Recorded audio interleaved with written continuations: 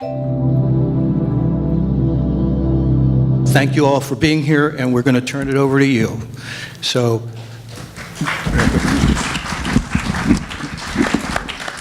Mr. President, we did receive a number of questions online. If you want, I can go through those. why don't we just start with the microphones and let people really have their say. We've already got a number of people raising their hand. Do we have people with handheld microphones? Oh, very good. Yes, we have staff here to man the microphones. Yes, and if we can have staff bring the microphones over to those who are raising their hands and want their opportunity to speak, that would be great.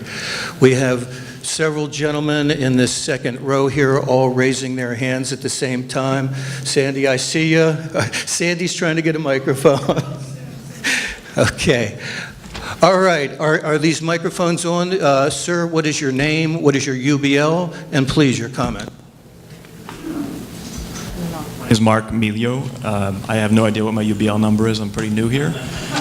I live on Green Ridge by Little Beach. So I wanted to first thank you all for being here and making this available to us to hear what's going on.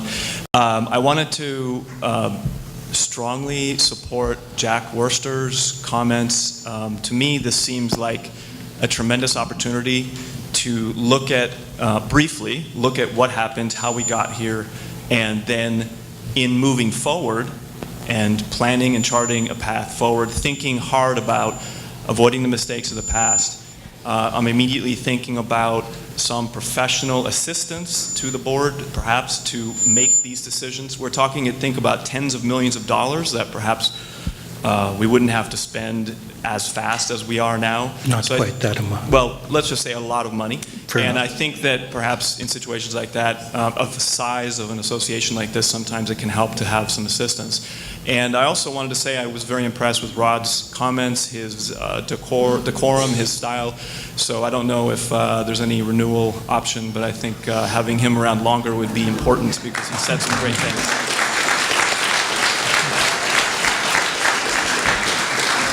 Thank you very much. That's all I have to say. All right, thank you for that comment. With respect to the strategic plan, the prior board had put out an RFP requesting bids for conducting a strategic plan for this community. The response we received back was minimal at best. Nobody was terribly interested in accepting that challenge. I would like to say perhaps Jack would like to take the lead in conducting a strategic plan. Would you like to do that? I'd be pleased to do that. Very good. All right, so we've got our first course of action here. All right, John, I think you were next.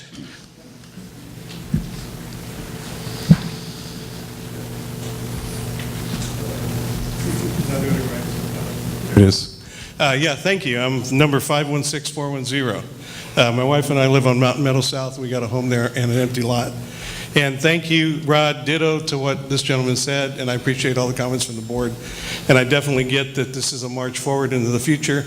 I do, a couple of quick comments is, I would certainly like to see someone consider what the criminal negligence and any liabilities in the past have been over the last 4 years.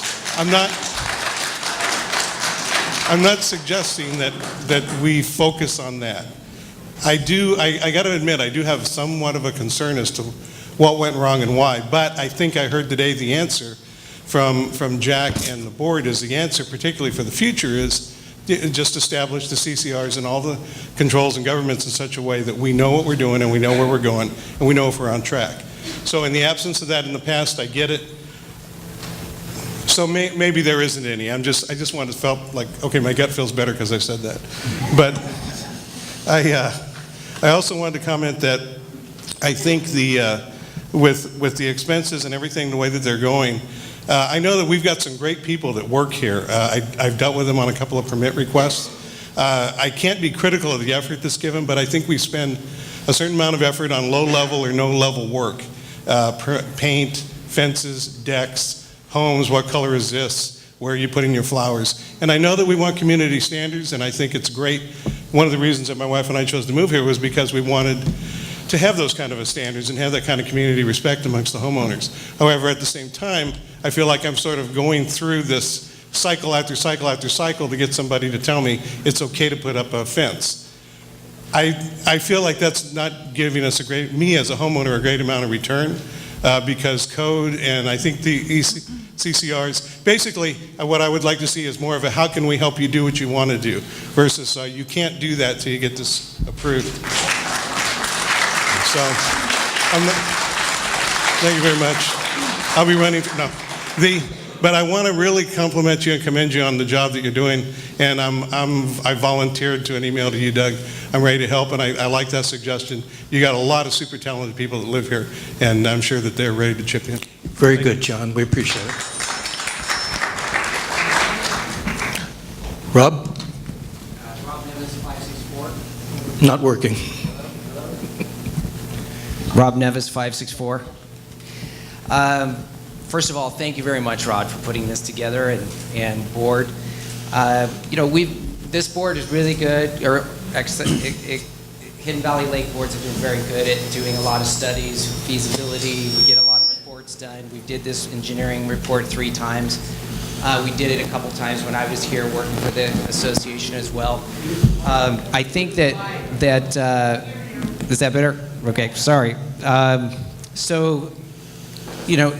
think that, and several boards have been put on notice that, hey, we have these amenities that are falling apart. We need to do something. We have 2,000 opinions out here, but it's really your guys' job to create the action and make things happen. Sometimes we're not going to like it, sometimes we will, but that falls on your shoulders to make it happen. One of the challenges, and maybe what it seems like, is that when the board climate changes, progress on projects that take multi-years comes to a screeching halt because somebody's opinion gets on the board and they stop in that direction. So maybe there's a way that you can solve that problem first, and that would take some administration to make sure that a board can put multi-year projects in action that don't get stopped. We're here all this time, we're here a lot, over and over and over again, and I hope we're not here again. Maybe you guys can come up with a way to carry these plans forward, multi-years, whether we like them or not. So, and again, I think Rose touched on maintenance. No matter what we create, we've got to pay attention to maintenance, and we have to stand on top of that because maintenance is tough on every project, whether it's multi-unit, whether it's commercial, and it's a big piece to your architecture and your design when you build a new building. So be very conscious of that. Metal buildings, metal siding, stuff like that. But anyway, I think the biggest challenge is finding a plan or process so which we can do multi-year projects, 3, 5, 10-year projects, that once you guys initiate them, the next board that comes on that doesn't want to do what you do can't stop them.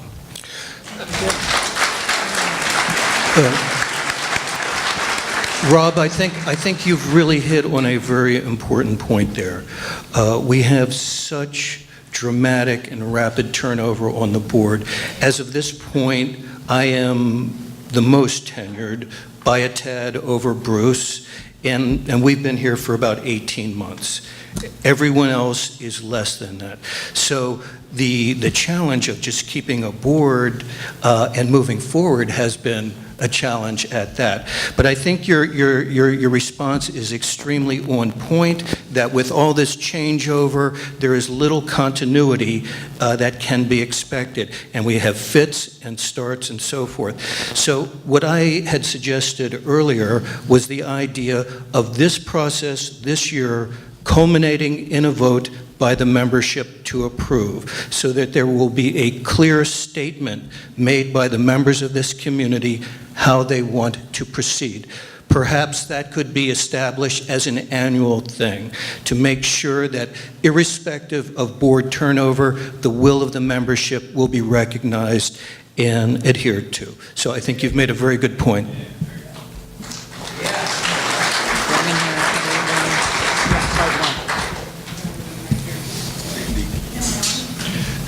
Sandy. Hi.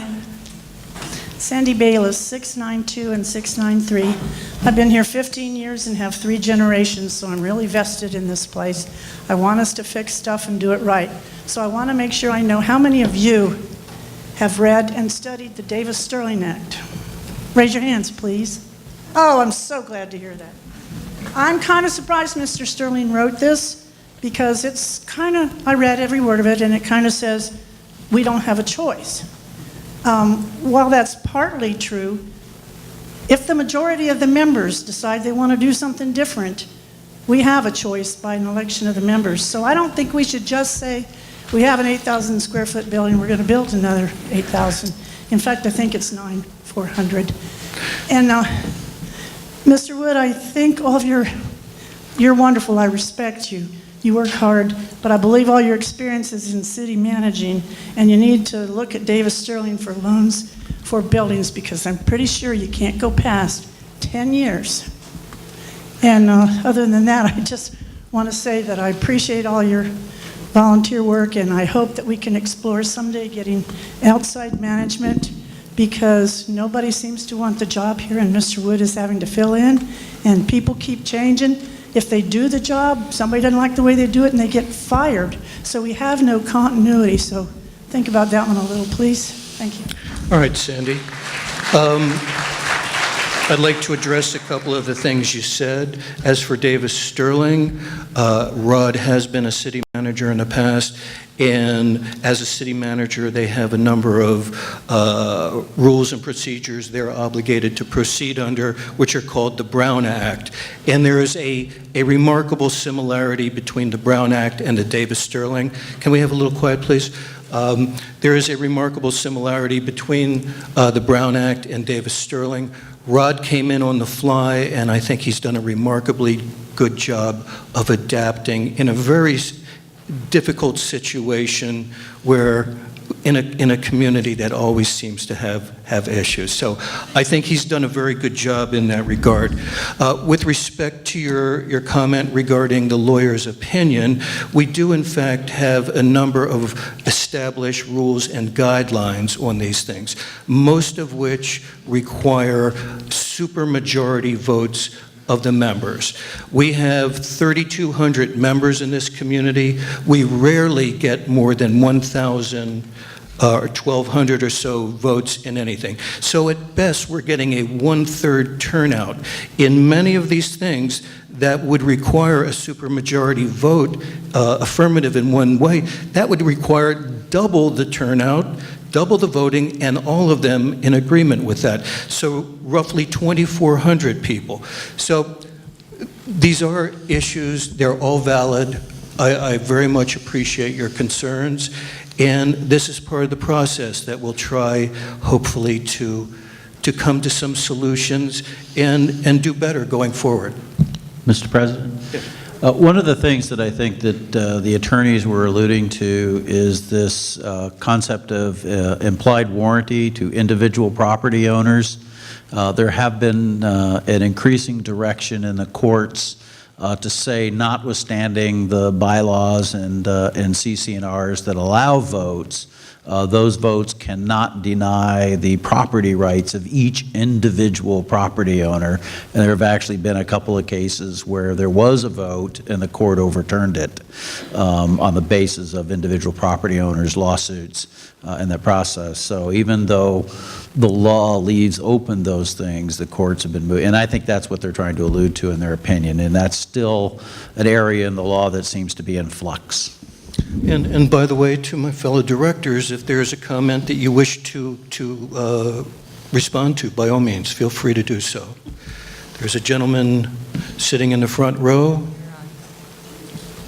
Go ahead. I'm unable to stand because of a disability. I'm a resident here. My name is Paul Duke. My member number is 7-13-3. My question. At the pool, it's my understanding that the restrooms for men and women inside the building are going to be replaced by a casing, a porta potty.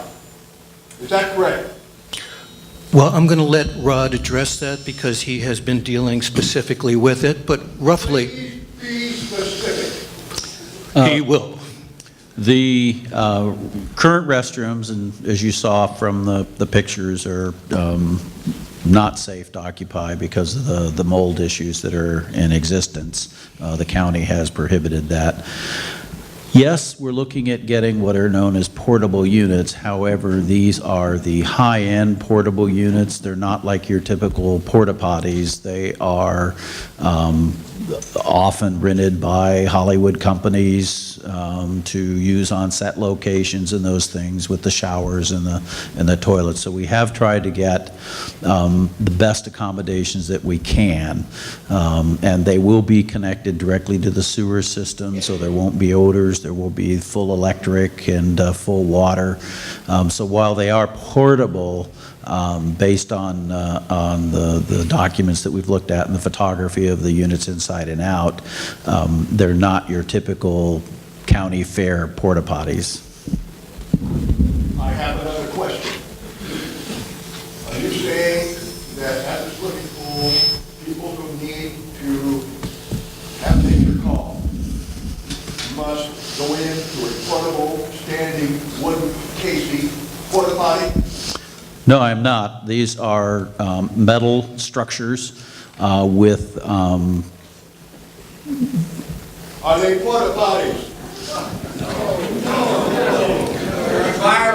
They are transportable restrooms. They are not the wood frame or fiberglass frame potties that you use that are not connected to the sewer, that have odors connected to them, and that when you walk in, you're disgusted.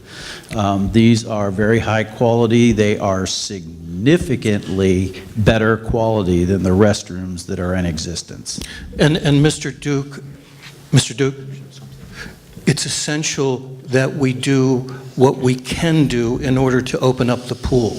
This is an essential component in opening up the Yes, pool. we are required by law to have both restrooms and showers available at a public pool, and even though it's a privately owned pool, it is open to all of you, so it is classified by state law as a public pool. We have to have those. Again, we've found the best quality units that we can find. And the other, I think, advantage to this is these are designed and constructed to meet all of the handicap requirements that our current facilities do not. So one person's porta potty is not another person's porta potty. It's not the typical thing when you go to a fair. It is a very high quality. It is the interior of these things are generally as nice as any restroom that you might go into in a commercial building. And it's making the best of a difficult situation so that we can get the pool open up. All right, we have a lady, please, your name and your UBL. Hi, we're the Womacs. I don't know the UBL. We're new to the community on Mountain Meadow North. Okay. I have some concerns about the air quality around the pool. You showed us these slides with a dilapidated building with black mold, with a rodent infestation, with dry rot. How do I know that the air is safe for my daughter to breathe, or that there's not going to be a seismic event and some horrible disaster for somebody in the pool? And is the pool just being opened regardless of these safety standards just to appease the community? First, no, the pool is not being opened in violation of any safety standards. And that is also not overseen just by us. That's overseen by the county environmental health department. We have to pass an inspection from them before we can open the pool. We've worked with them on how to seal up the building so that it does not present any problems. Their initial look and the plan that they gave us, the county health department was satisfied that that would be more than sufficient to meet that need. So we will seal off all of the doors. We will seal off the windows to assure that process. The dry rot components, which is a lot of what you saw, do not pose that kind of a threat. It's really only the black mold. Where there is mold on the exterior of the building, there's some chemicals that we can use to treat that, to eradicate that problem, and we will be doing that as well. So as best we can based on both the state of California standards, which are the strictest in the United States, and by the county health department standards. We're going to work with them to make sure that whatever we do is safe. Okay, we have in the back. Yes, sir. My name is Sally Munger. I'm sorry, ma'am. 10730. I'm sorry, go ahead, please. Oh, thank you. As a little background, we moved here 31 years next month. When we moved here, and I'll tell you why we're in such a mess. $70 a year for HOA dues. Do you think $70 did anything?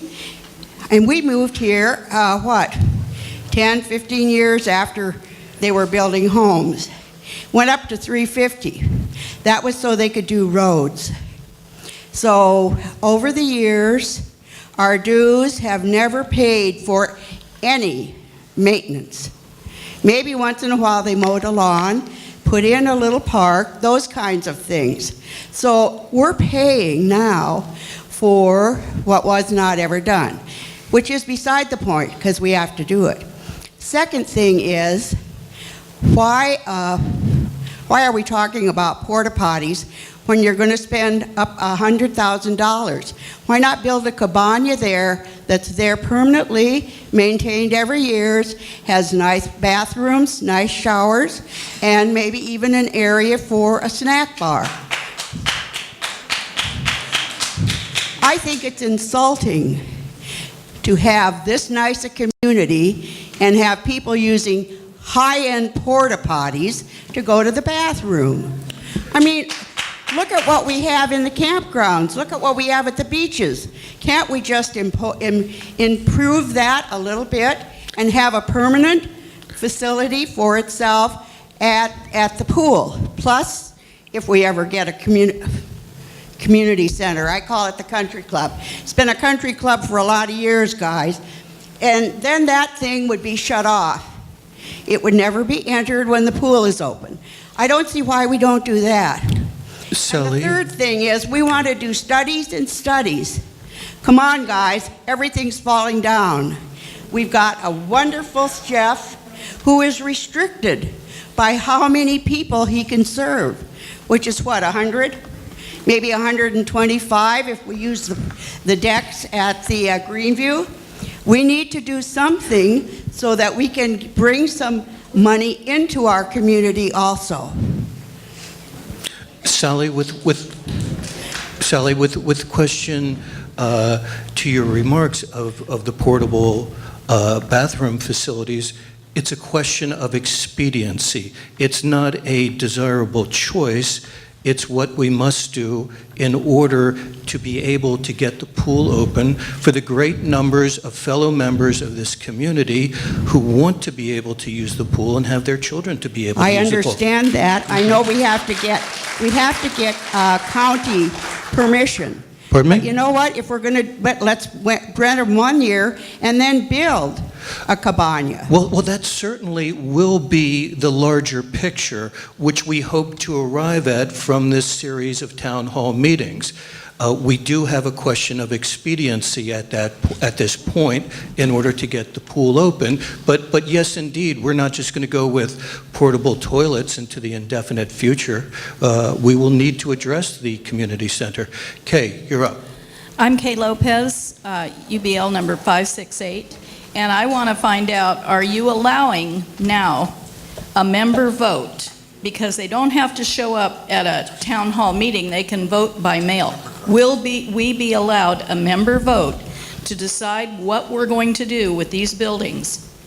Okay, what I said, and I was just speaking for myself, I was just speaking as one individual director, what I hope to happen from this series of town hall meetings is that it will culminate in certain choices being put forward to the memberships, to the members, and they will make that determination. That is just my personal preference at this point. Okay. So I cannot presume to speak for anyone else if anybody else wants to weigh in there on that, but that's what I would like to see, and I think it would give the decision and the process the greatest amount of credibility and going forward. Yes, and so it's undecided, but I wanted to know if it was for sure that No, there it's, is no argument that the members would have a decision in what is going to happen. I would like Next. to see that. Okay. I continue to say that. Next question, when you do have a business plan, will you stick to the business plan and not say, well, this is how much it's going to cost to have the Hartman Center done, but leaving out the permits and the interior?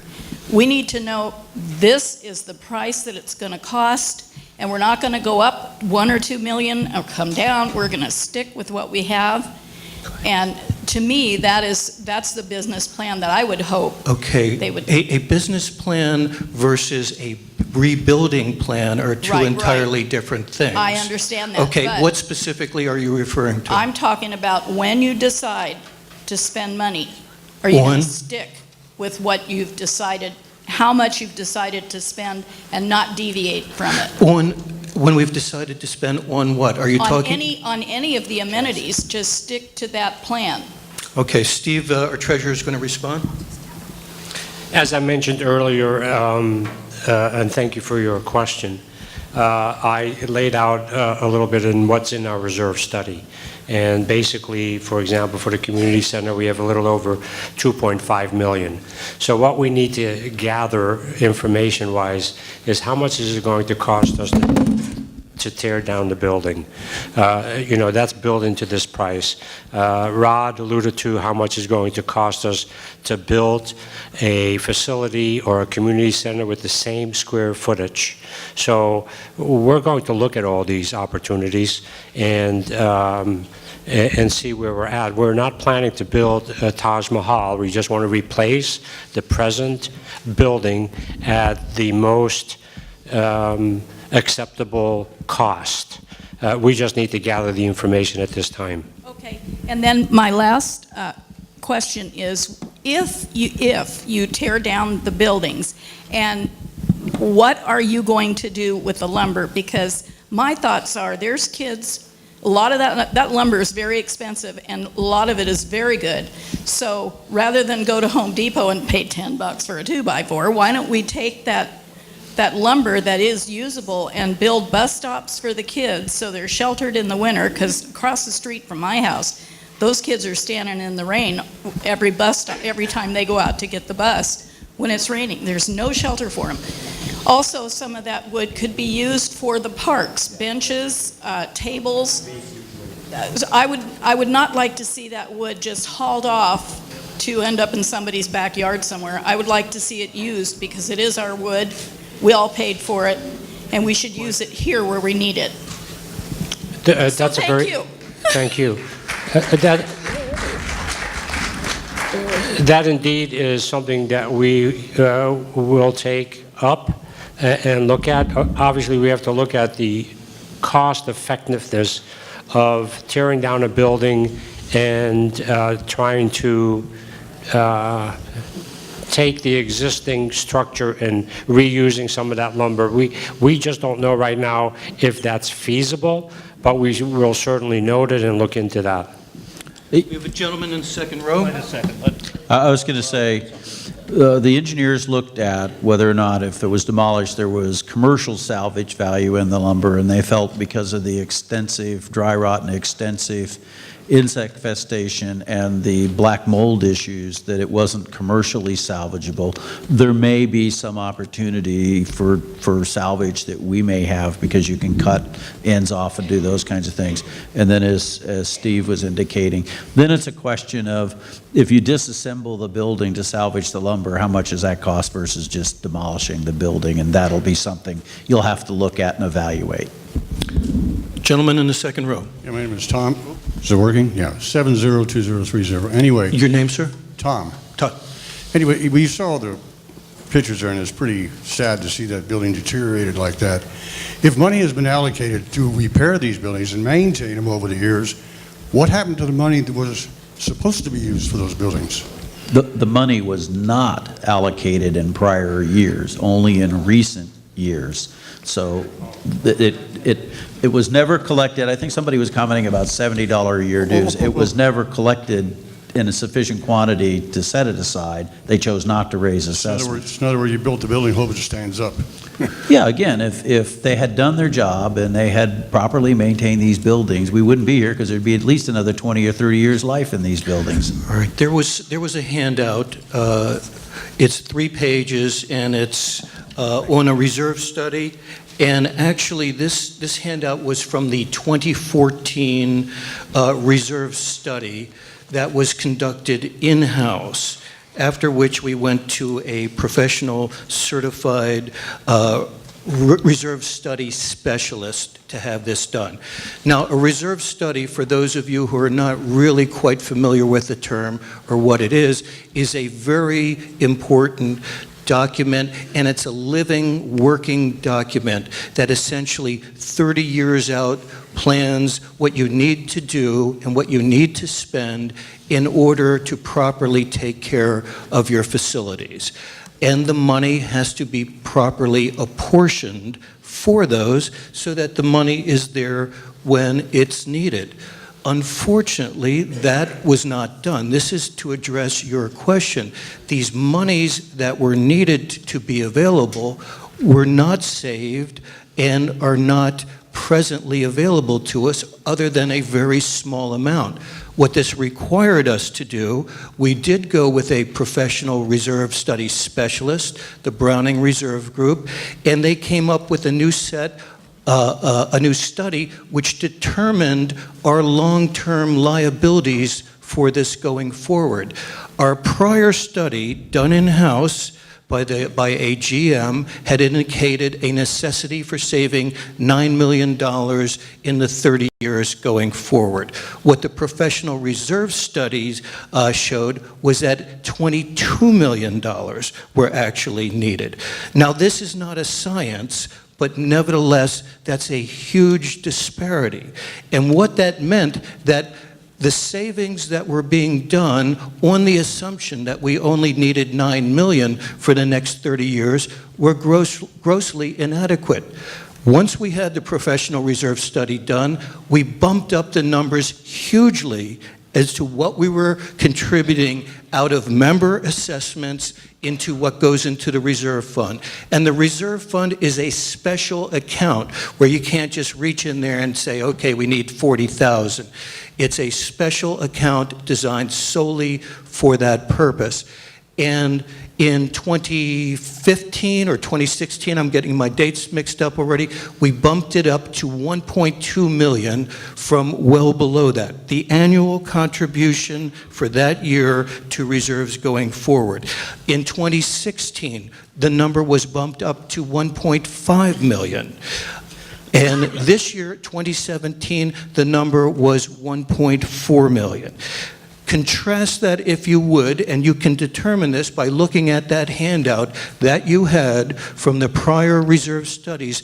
We didn't even get to $1 million per year in funding until the year 2042. So of course we never had the money when it was needed. It was not properly determined what was needed, and there was not a resolve and a will to make sure the money was there. So in the last 2-3 years, we have radically changed that and radically improved that, and we had hoped that maybe we could play catch up and really get all the funds that we needed. Events have overtaken us. We had a building red tagged. It's just events have overtaken us, and that leads us to this point. But I hope that gives an understanding of that. And we have a lady standing there. Thank you. Your name and UBL, please. My name is Deborah Fontenot, and I don't have my UBL, but I live on Green Ridge. So it's nice to be actually here as an owner instead of a renter. So first of all, I want to say thank you for all of you. I know that you volunteer all of your time, and sometimes it's hard. You get negative comments and positive comments at the same time. So I hope that it equals out for you. But one of the things that I was really listening today is our revenue and how do we generate revenue. And so I'm going to just say to you, there are lots here that have water moratoriums on them. And we know that there's state laws and county laws and all kinds of different entities that make the decisions. But I guess I would say to you as the board, what can we do to help generate homes on those lots? Because that's going to generate more money for us to be able to fix some of these buildings. And you know, when I read some of these articles, I read things in right outside of Hidden Valley about how they want to put in, you know, a retirement community, and you know, and I think to myself, well, if we can't build in Hidden Valley because of the water moratorium, how are they going to build? So I guess that's one thing that I just want to put forth to you is, like, how can we work together with all of these different entities to come up with some sort of plan? Because I'd love to buy 5 or 6 lots and build and turn them and all that good stuff, but I can't because a lot of them are not buildable. So. These are very good comments. Thank you. I will tell you that in the last couple months or so, the board had a meeting with District 1 Supervisor Moke Simon, and I saw him here earlier. I don't know if he's still here. Moke, where are you hiding? Okay.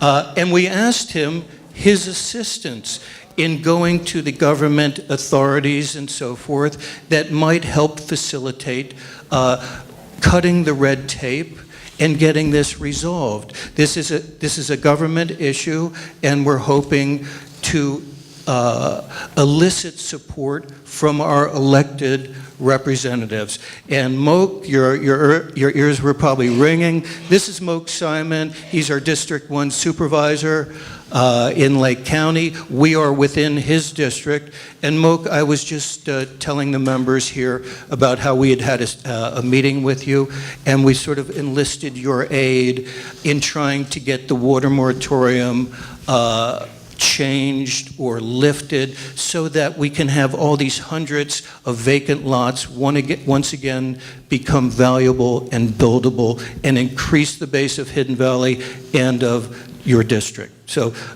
could we get a microphone for Moke, please?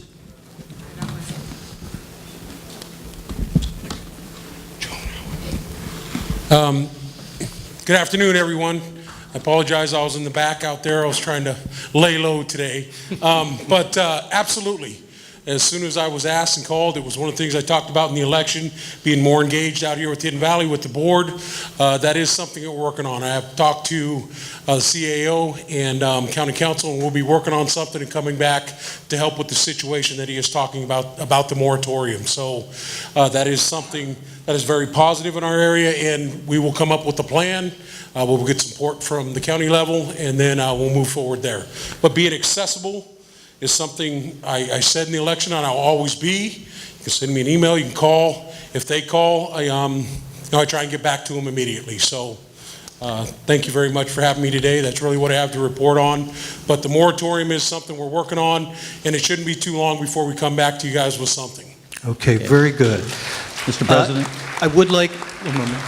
I would like everyone to know that we've invited Moke to give twice annual town hall meetings for the members. He is your elected representative in our local government, so it'll be the same format where Moke will come in here. It'll be him here instead of us, and you are his constituents, and you'll be offered the opportunity to interact with him. Did you have something to say? Yes. To expand on the comments, I think some really good news is that the Community Services District has developed a plan to place a well at about where the dam is right now, which is in a different water basin than their current system, and that does two things.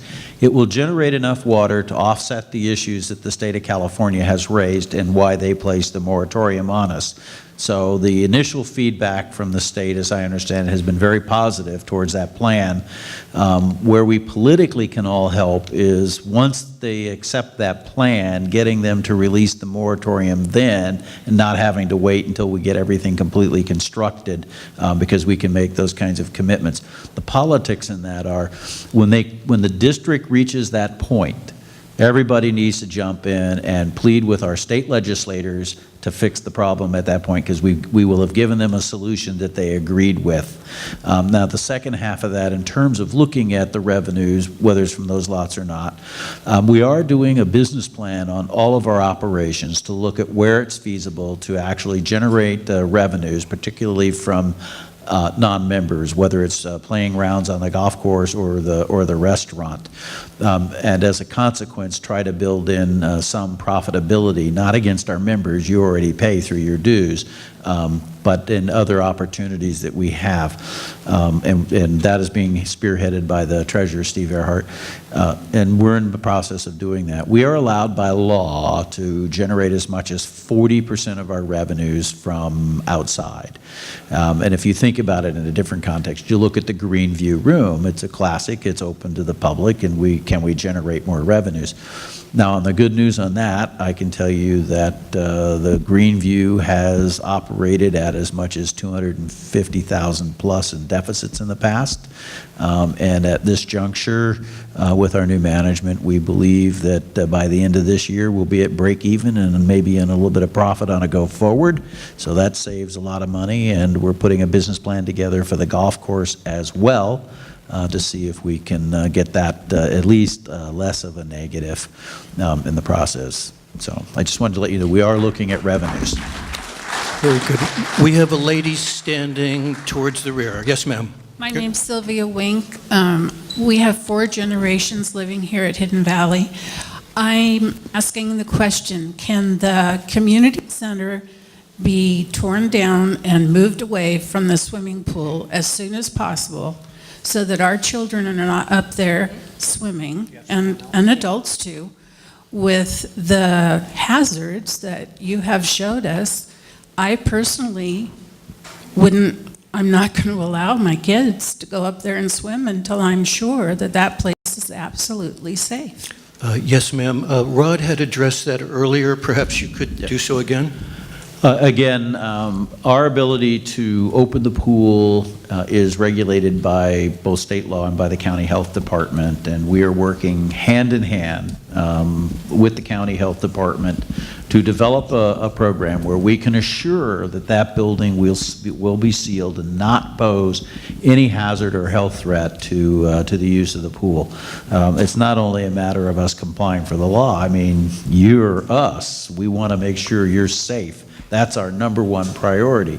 It is, in fact, why we closed the building, because we didn't want people in the building if it wasn't safe, and it's not. So yes, we will do everything that the experts tell us we can do to make sure that your health and safety is protected, and we will not open that pool until we feel confident that's occurred. All right. Very good.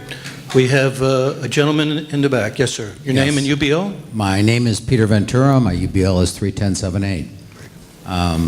In response to this lady's question in regards to the lots that are not permitted currently to have water, it's obviously almost an unsaleable issue on the lots.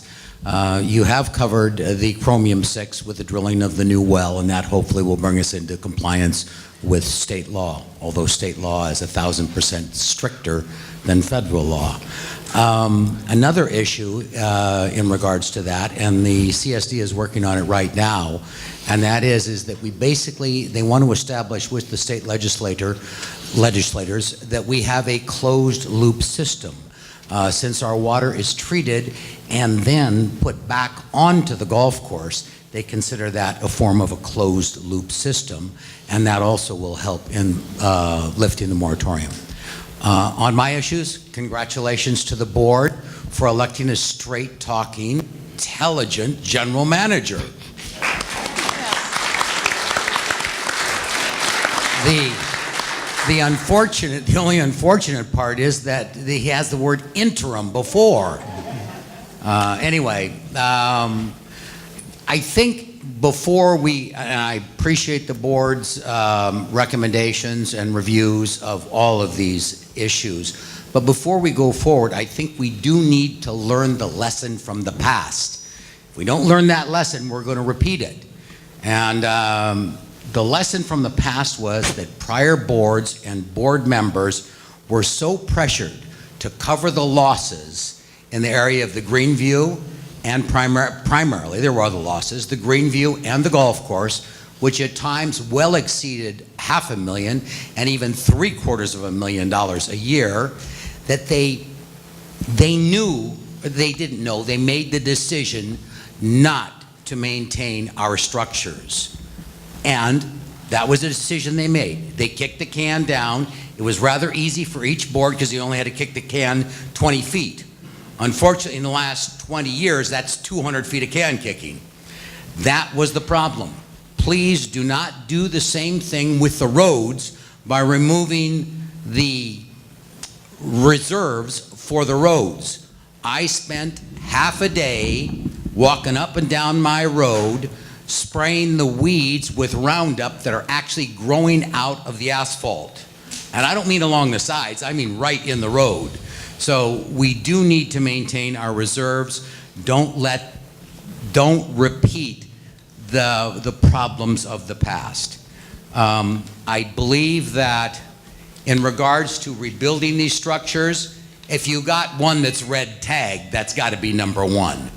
Unfortunately, the board members knew about this 12 years ago. I've talked to them. They let it deteriorate. That's unfortunate. It happened. It's well beyond rehabbing. You certainly need to remove it, whether or not you're going to rebuild it or not. I believe your voting analogy was incorrect, and that is that it requires 66.7%, but of actual votes, not of total available voters. So the supermajority is always difficult to get, but it's certainly not impossible, and the analogy was incorrect, I believe. That said, thank you very much. I think the board is going in the right direction. I think your transparency, your engagement with the members, and also I want to remind you, amenities can be added or removed. That is permitted by state law. Requires tremendous vote and tremendous determination, but it can be done. Thank you.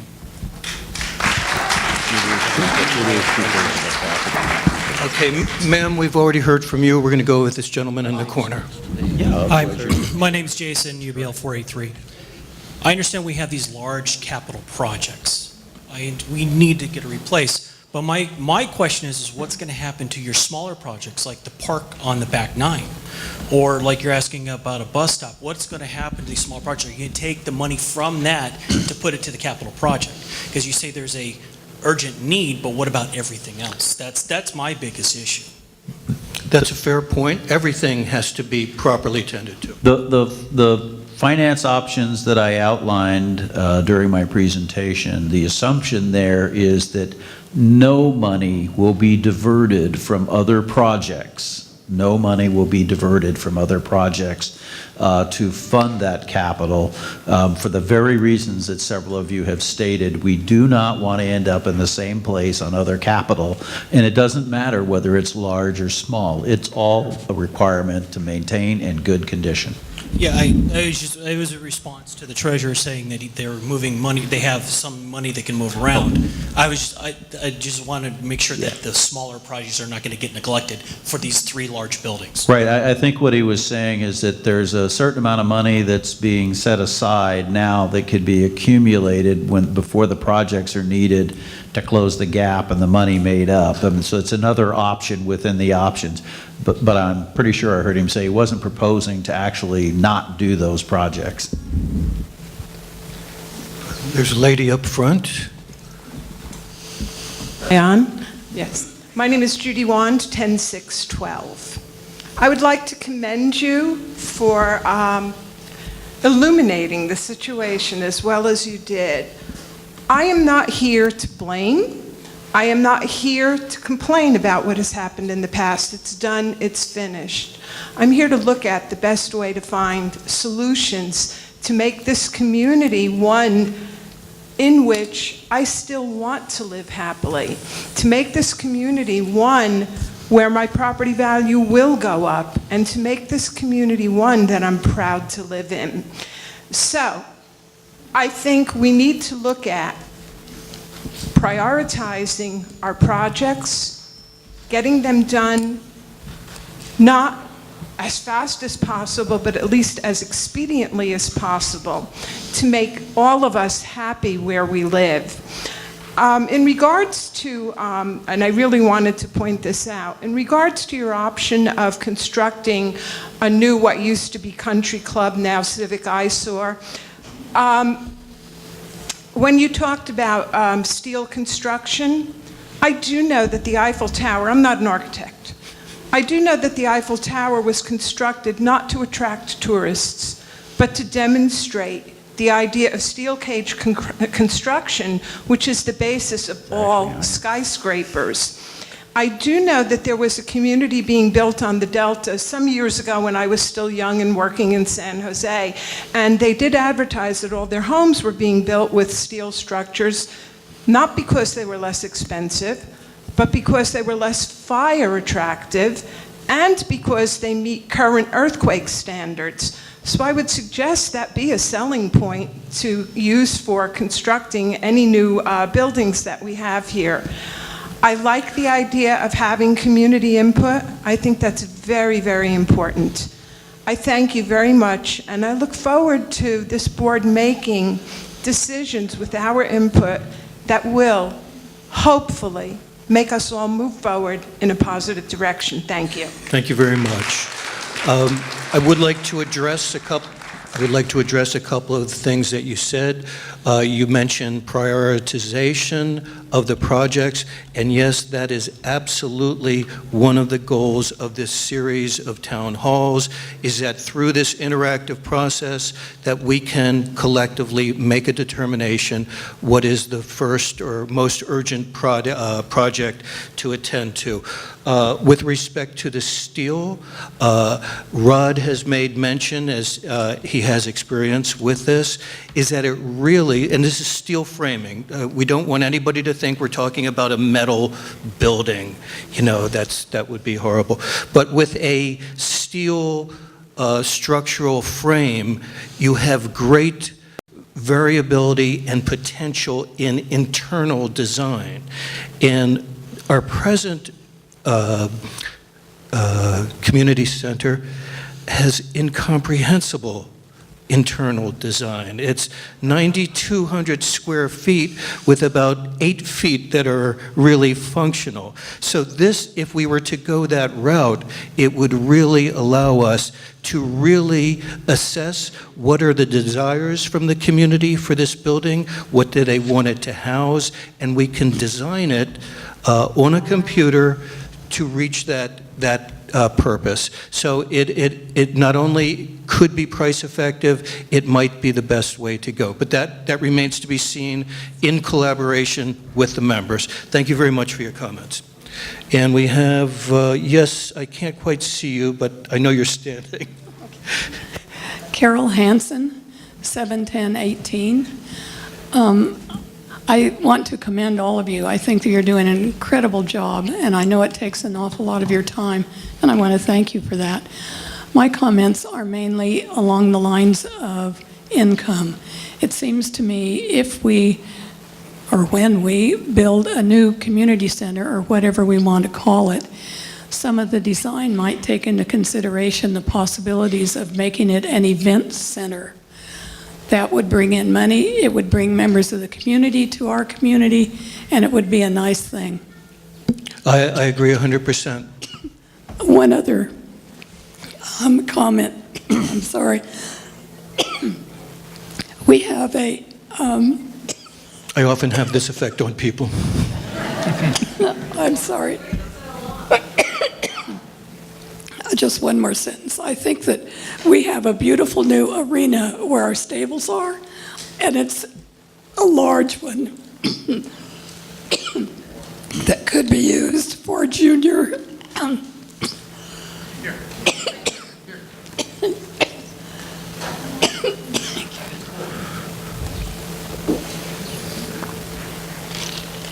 Thank you.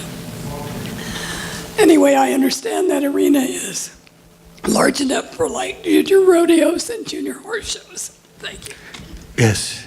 The arena is a very nice feature. We have had some discussion in the past of finding a way to have outside events brought in, and also we're very much hopeful of finding a way to make it more accessible, the entire Stables area, for the rest of the community, and particularly the children. So I see a lady with her hand up there. Yes, ma'am. Your name and your UBL. Can we get our microphone, please? Doug, can I recommend you go with the people that the moderators have given mics to first because they were received in order?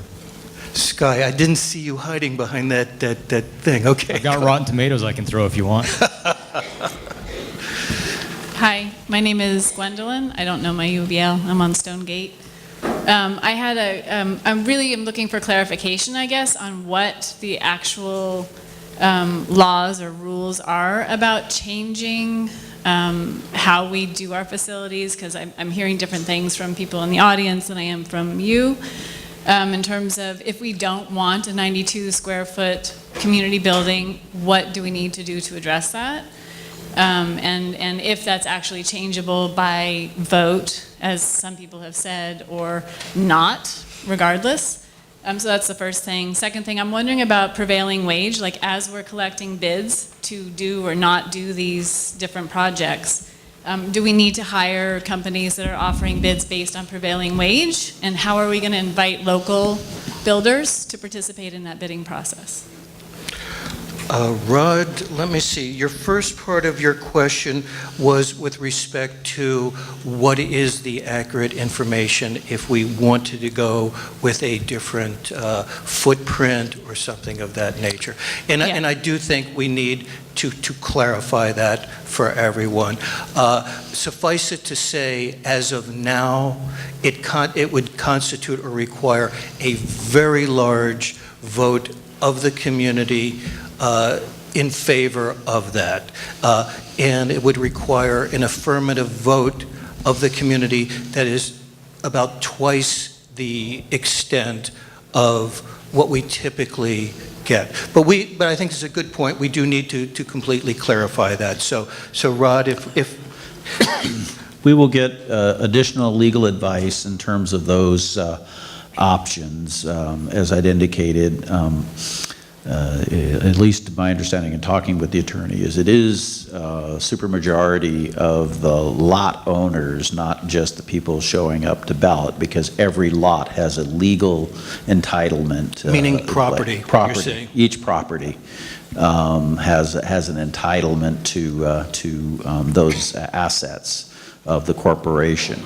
But I'll get clarification on that from a legal standpoint as well. And then the second component of it was, how extensive is this change in law where it's saying, notwithstanding the law's provision to allow a vote, to what extent do the individual property owners have an individual right that can't be taken away, because it would be like a form of condemnation on their property, taking a value away from them. And we'll get clarification on that issue. And then your second question was? My question was about prevailing wage. Oh, prevailing wage. Yeah. It's not my understanding that this corporation is subject to prevailing wage. Government is subject to prevailing wage, which is always union scale. You would be allowed to get bids from any contractor and assess those bids based on the price and the quality of work that you think you get. And I will double check that with the attorneys as well, but I've read Davis Sterling about 10 times, and so I'm pretty confident we're not subject to prevailing wage. That doesn't mean next week the state doesn't make us subject to that.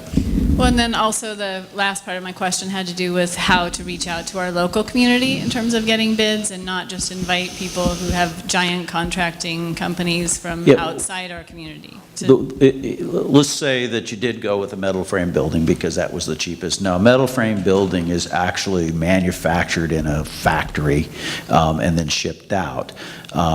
Typically, you would then hire a general contractor to erect the building and put whatever skin on it that you want, whether you want to use a concrete board that looks like wood or brick or whatever you choose to do. And that would allow us to put out to local bidders as well. It would be a substantial construction project. Hopefully our local bidders would be able to manage a project that size, because employees, you know, the entire county is only 65,000 people, so finding enough workers becomes a challenge. Even on some of our smaller projects, that's been an issue, and I know. But yes, we would absolutely reach out to our local contractors, but we wouldn't limit it, or at least I would not recommend you limit it to that, because if somebody bigger can do it for a lot less. The only final thing that I'd like to say is that as a community member who has 3 children, I'm always looking for more things to do with the kids, and your teen center that was happening there, even though my kids did not want to participate, was wonderful. And the more activities and maybe bathrooms located at the parks instead of the porta potties that I don't want my kids to go into might be on our radar as well. Thank you very much. Sky has been waiting patiently in the in whatever the word is I'm trying to say. You're overseeing a building being built? It's the back of the building here. Anyway, my name is Sky, UBL 3621. So I have a few comments to make, none of which I had planned on making prior to hearing the comments and discussion from the board. The first thing is, in my opinion, we're all dancing on quicksand. You need to get the governing documents revised, bylaws and CC&Rs. That's the foundation of our community. That needs to be addressed. Just to address that right off the bat, we are in the process of getting that done. Thank you. Second issue is strategic planning. Is Sandy still here? She's not. Sandy brought to my attention while I was on the board the fact that the board in 2007 developed a strategic plan. Every single element on that strategic plan made sense. It would resound with every single member today. The problem with that strategic plan was that it was a list of ideals and bullets. There was nothing actionable or measurable about it. There was no way to go about implementing that. However, it's a very good starting point. They did a lot of work to generate it, and that could be a good framework. From a community-wide, long-term strategic plan, you have to flesh it out. It's going to take significant work, significant member input.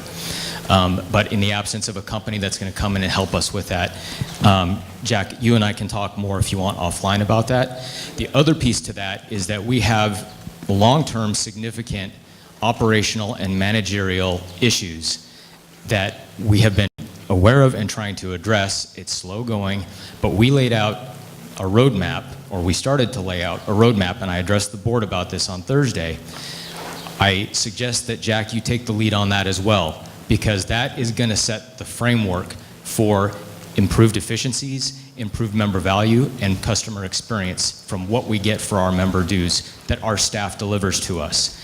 It's a multi-year thing. It covers every element of how we are run.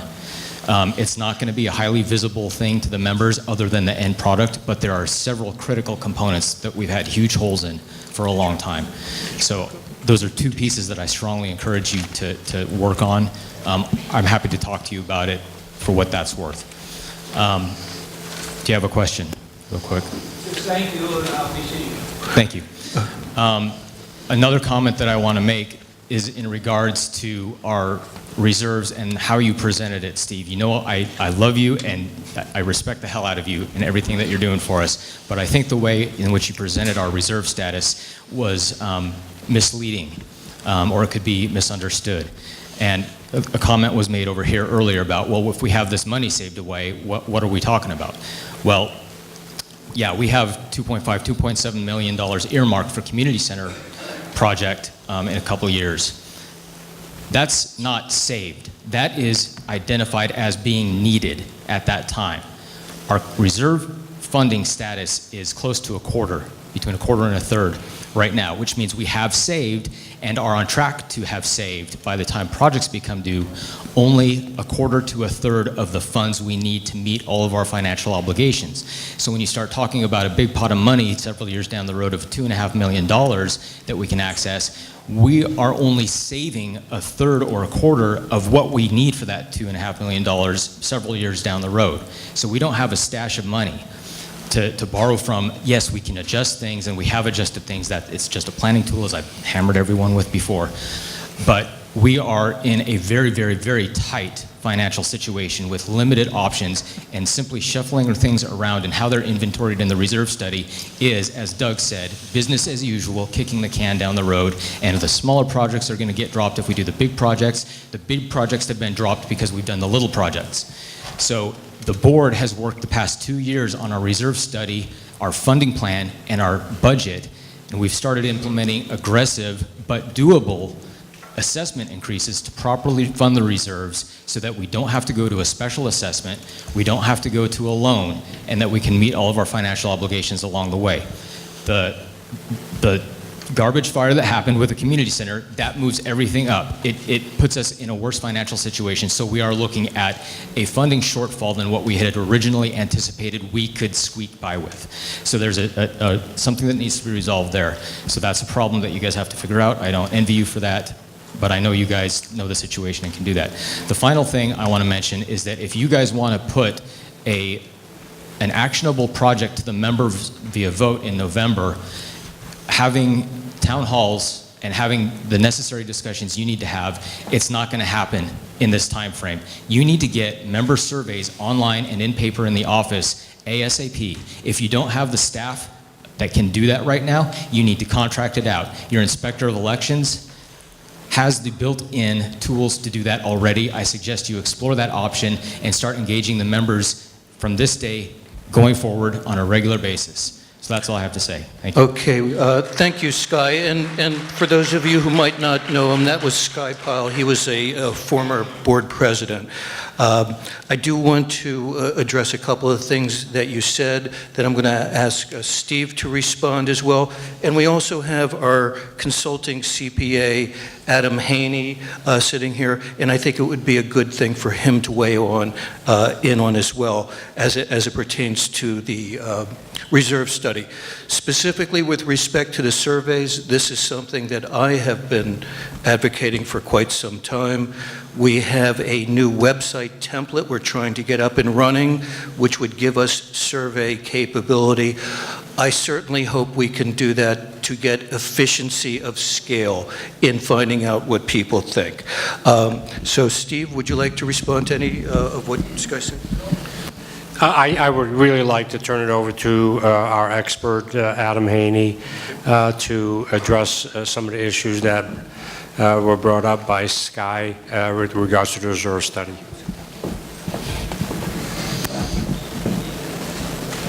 Thank you.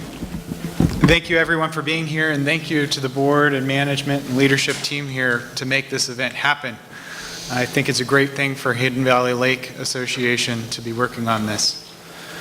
One of the things that came up earlier and is now a topic of conversation is the reserve funding plan.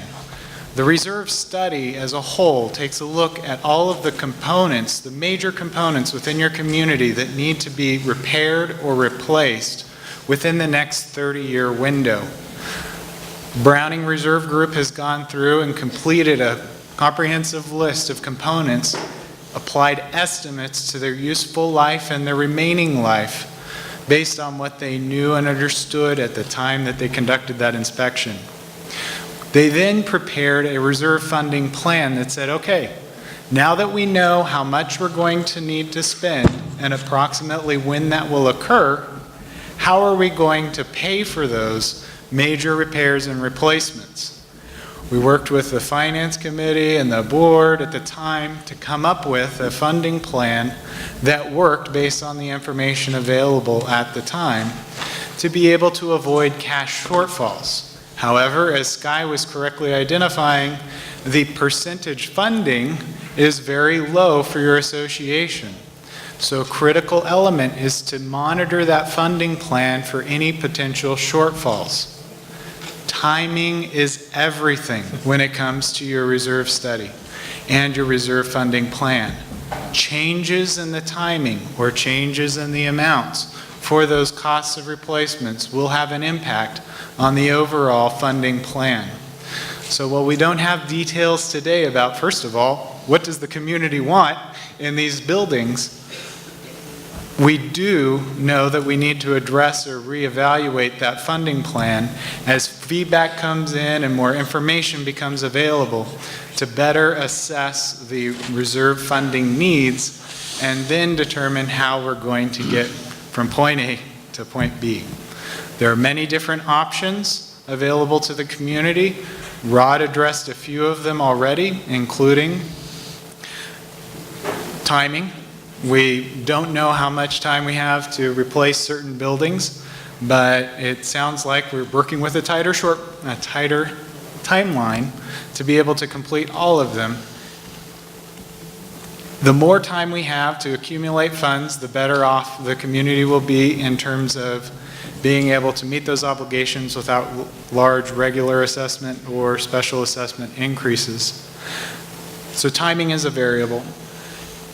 Another variable will be the overall cost that the buildings or repairs that the community decides is right for them. And we need to identify those costs and build those into the plan. And then also we'll need to decide how we want to pay for those items. Once we've decided what they will cost, we need to decide, is it best for the community to pay for them right now, all at once, to stagger them out over time, or to use financing options from a bank or other parties to be able to spread that out over time. I've seen associations with special assessments that can be paid out over time, so that the regular assessments for some members can remain low and they can pay one lump sum, and then finance for those members that need to pay out over time. There are many different options here. I'm glad to see the community coming together to gather input to be able to put this plan together. But timing is everything, and that reserve funding plan is definitely important. Did that address some of the questions? Very good, thank you. Okay, thanks. Does anybody have any questions specifically for Adam? Okay, thank you, Adam. We're going to divert for a moment, sir. We're going to go to the questions that we had received online, and Rod's going to pose those. We had about 30 questions that came to us online, of which when I go through it, it was about 9 questions asked 30 times. So what I've done is consolidate them so that we can respond to those. And some of these we've answered already during this discussion. And again, all the questions that we've had, we'll be putting those answers on our website. How was this allowed to happen? We've had that conversation as to how we got here from a failure to provide adequate funding in the past. How much will it cost to fix this problem, which basically is these 3 buildings and the dredge project? It would appear to me that we're looking at between $8 and $10 million all in, because just building the building isn't all of it. There's site preparation, demolition, all those kinds of things. And so the $6.5 million that's in the cash flow projections won't be adequate. Where did our money go over the past 10 years? It didn't. It was not, your assessments were not at the right level. I know folks struggle sometimes with the $168 a month. I can tell you, I live in a homeowners association where I'm at. The only thing we have is roads. That is the only asset that we have. All of our landscaping is desert landscaping, which is pretty low maintenance. And my homeowners dues is $220 a month.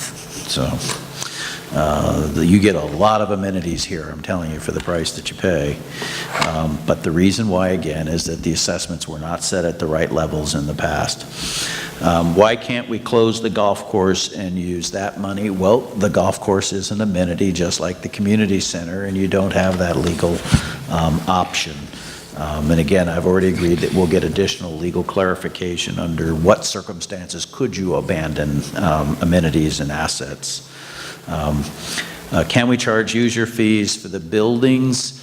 There's some gray area in here. Clearly, for outside parties, you can charge whatever commercial rate you want. But because you pay assessments, we can charge for specific activities. An example, if we're giving swimming lessons and we have to bring in a swimming coach, you have the right to charge for that, but not necessarily to actually access the building and use it, because you're already paying for that in your assessments. So it depends. Can we operate our properties for profit?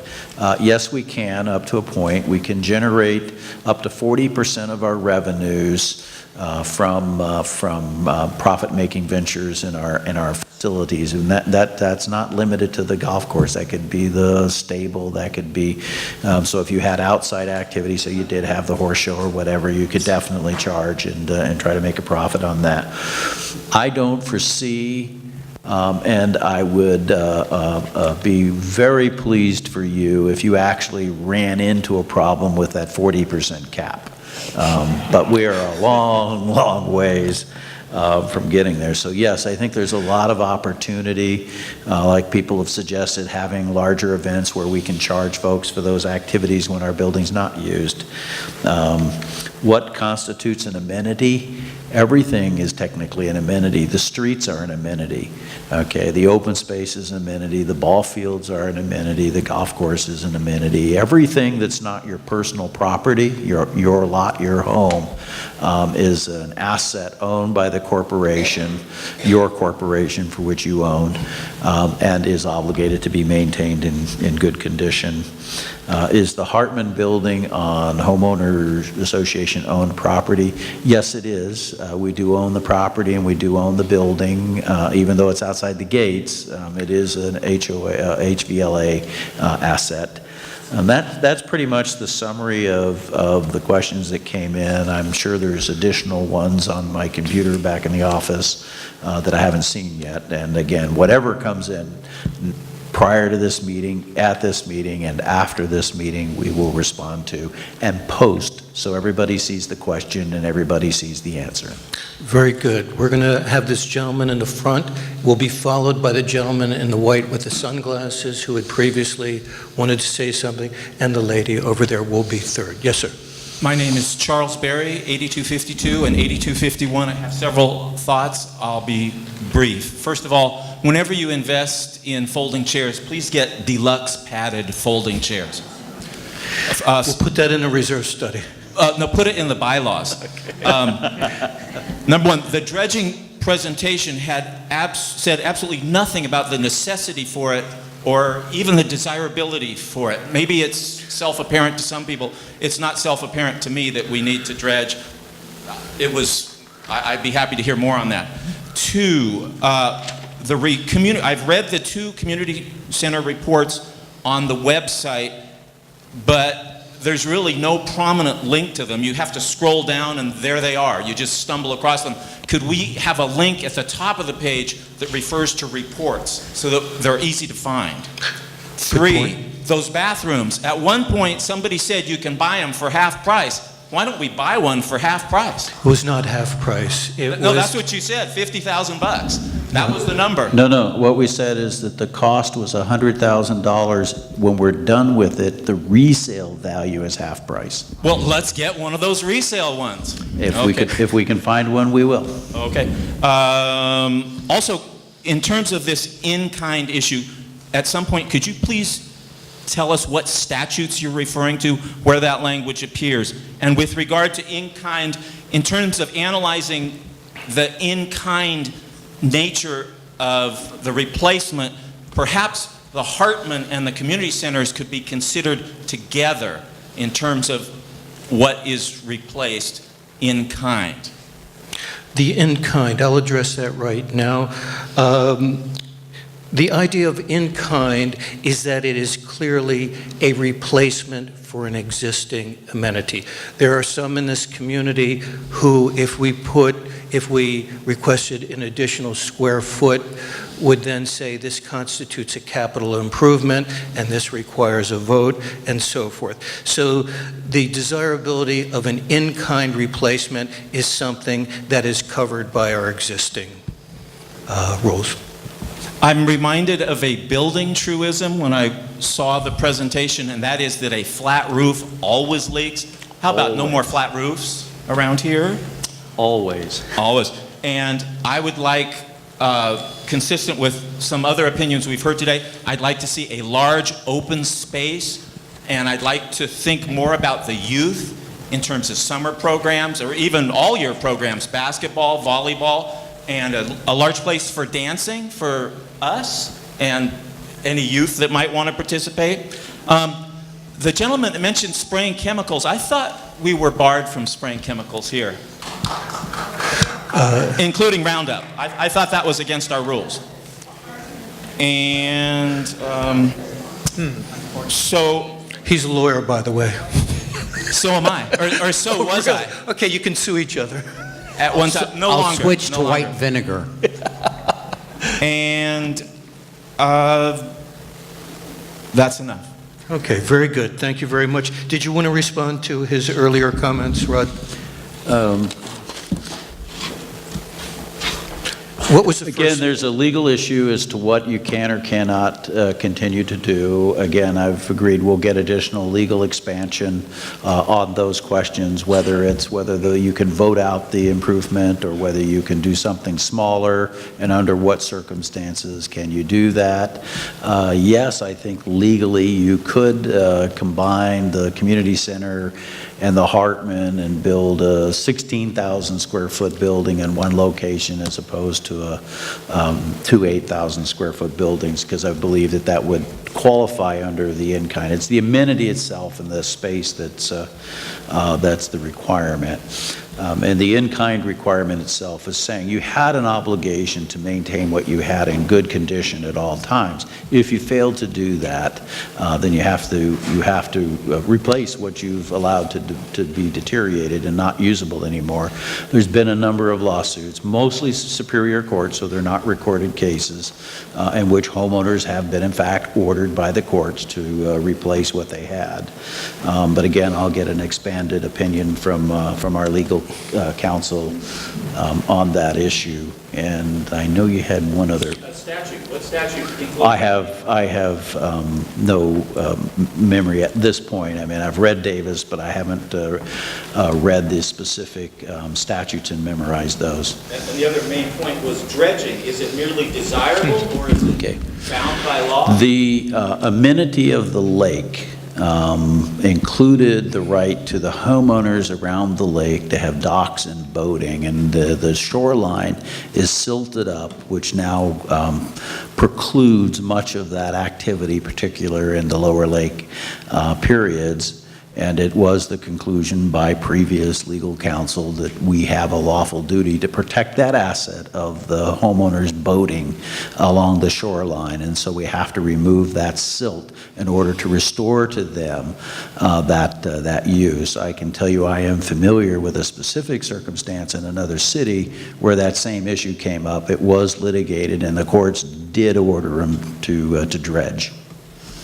So that's an in-kind issue, though. Yes, it's what they had, and they have a right to continue to have that. As you heard in the presentation, part of our goal is, as we engage in that activity, to do additional improvements, hopefully at Caltrans's expense, that preclude that from occurring in the future. Because all that silt's coming in mostly from the outside. Okay, let's go with the gentleman in white. Yes, sir. Do you have a microphone, sir? With the sunglasses? No? Did you want to speak? Okay. We'll go to the lady in the dark blouse. Hi, Joby again, Mountain Meadow North. I hate to keep bringing up this pool issue, but my husband and I bought into the community because of this pool. There's nothing that you can sit there and tell me that it's safe for my 16-month-old daughter to enjoy. I find it very troubling that I'm not hearing anything about seismic retrofitting, that there are no air quality tests from all of the money that you're putting out to do all this planning for everything else. It really seems to me that you're just pushing the pool to be open irregardless of its actual safety. And that's fine. But what's not fine is that in May, we prepaid for a mommy and me swim lesson. And I feel that you guys breached that contract. I did not sign up for a class next to a condemned building. And I want to know what kind of accommodations you're making, because we know that I'm not the only person in the room who finds this troubling, to give refunds to those of us who prepaid, who now feel like it's not a safe place to be. And we will not be enjoying this facility until it's not seated next to a condemned building. So I'm asking right now, in front of everybody, what concessions you're making to refund people who prepaid for swim lessons, who feel that it's just no longer a safe place to swim. I think if you did this, you have a legitimate claim for a refund. All right. Again, the criteria we're looking to is not what we decide, but what the county health department, which isn't working for us, but working independently as a government agency, determines is what we need to do to assure that the building is in fact safe and the pool area is safe. Whatever it is they require and ask us to do, we will do. I don't know what more we can do. We are looking at, if the decision is the building has to be replaced, and from my position, I don't think there's any question or choice about that. The building is completely deteriorated. Then we would want to, between the pool seasons, actually demolish the building and get it out of there and clean up the site so it's not an issue in the future, because part of the issue is not just that there may be some mold in the air, it's also that the building is actually in bad enough shape it may actually start physically falling apart right on top of the pool. Well, our structural engineers have told us that that's not at this moment a problem, but if we left it there for a couple of 3 more years, it could be. So our action would be to demolish it, hopefully before the next pool season. Okay, this gentleman is wanting to speak again. Is there anyone else who has not recently spoken? Okay, why don't we go with him and then we'll go back to you. Yes, sir. I don't need that. Actually, I'm just back to dredging. Could you please investigate how much it would cost to extend the docks out 30 feet into deeper water? I'll bet you it's a whole lot less than the options you presented. That is, we have a lake committee, and they are very involved in this. We've had a study done with various alternatives. Dredging, and I'm no engineer, or soils engineer or whatever, but everything requires maintenance, including a lake. And I don't think it's unreasonable after 50 years of it gradually filling up that we address this amenity. But we can't do it now with all of these other... We said that we would prioritize the projects. There is no plausible belief that we could do things in parallel. So we have to prioritize, decide what we're going to do, what we can afford to pay for, and then hopefully get the sign-off from the membership to proceed. So you have specifically examined extending the docks to deeper water? No, we have not. Let's do that. I don't think that falls within the purview of what we do.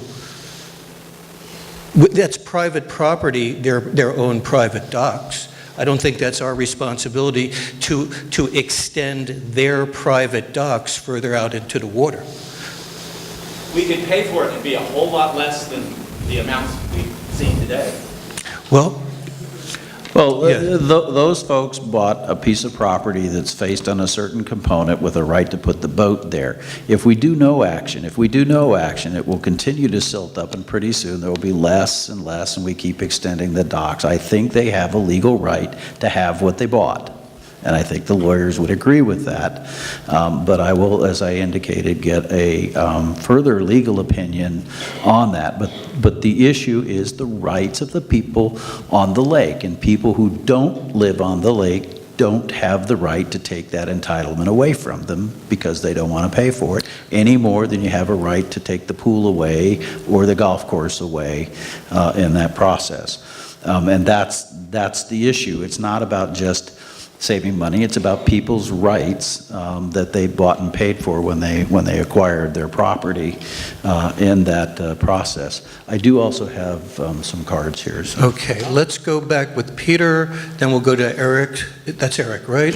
And then after that, we'll go back to the cards. Mr. Ventura. To the gentleman about the lake, talk to me later. I sat for years on the lake committee.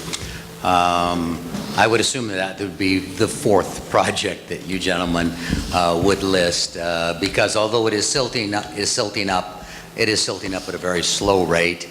Congratulations to all of you for holding Caltrans' feet to the fire. Very great idea, concept that the California State Water Resources Board told us. One of their senior executives said, "Bring us in if you need us. We'll hold their feet to the fire for you." So congratulations on that, because that could really be saving us a lot of money rather than having to clean out those ponds. Easy to build a silting pond, Trouble is, you have to maintain it and clean it every damn year. The credit for that initiative belongs with Rod. He's been Okay. leading that. Congratulations, Rod. That's really a big item. That can save us millions of dollars. In regards to the lake, when I was on the committee, we went through all these various options. By the way, the deepest that lake we've ever found with our sonar, and I mean we've gone over it time and time again, is 68 feet. But it's a spot smaller than this room. So the average of the lake depth is nowhere near. We're at about 28 feet, and you did not misstate. It's just that the deepest we ever found was 68 feet, and that was in a very small area, surprisingly not right at the dam. As constructed, though, it was 90 feet. At least that's what the documents originally stated. Right. Okay. Now moving on, what I'd like to have the board really think about is Sally brought up this idea of a snack shack and a cabana at the pool. And I was thinking, boy, is that stupid. And I thought about it for a while. When we had the community center up there, what you have is a whole bunch of non-members, when you're having some sort of an event, going through our facilities. What about if we remove the existing building and put a relatively small structure there that had our showers, had our bathrooms, and maybe a snack shop, okay, but small, and then in an area where maybe where they have general access, somewhere on Hartman, add to the Greenview or in a separate area, put a community structure. It's just a thought. But it certainly would be accessible to the general public without having them run through the association as non-members. Just a thought. Peter, part of that is that where the present Hartman building is, the restaurant, it's on a public road. So the idea, generally speaking, behind the amenities is that they are for the exclusive use of the members and their guests. So therefore, to propose something that is within our gates and is for the exclusive use of our members and guests, downsize that and upsize something that would be accessible to the general public, that becomes a questionable proposition. Should member funding Don't be? agree.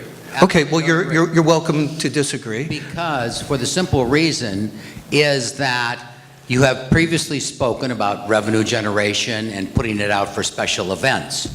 Now, I know the special events have consistently been held there, not very many. We don't have very many special events. Build it and they will come is a ridiculous remark.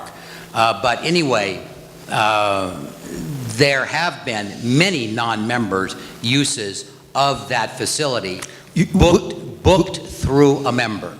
Which facility are you referring to? Community center. Yes, it has been rented out at times. Yes.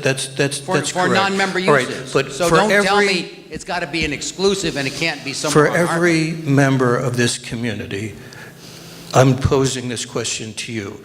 Do you think that they would prefer something that is more generally for the exclusive use of members and their guests, or for members of the general public?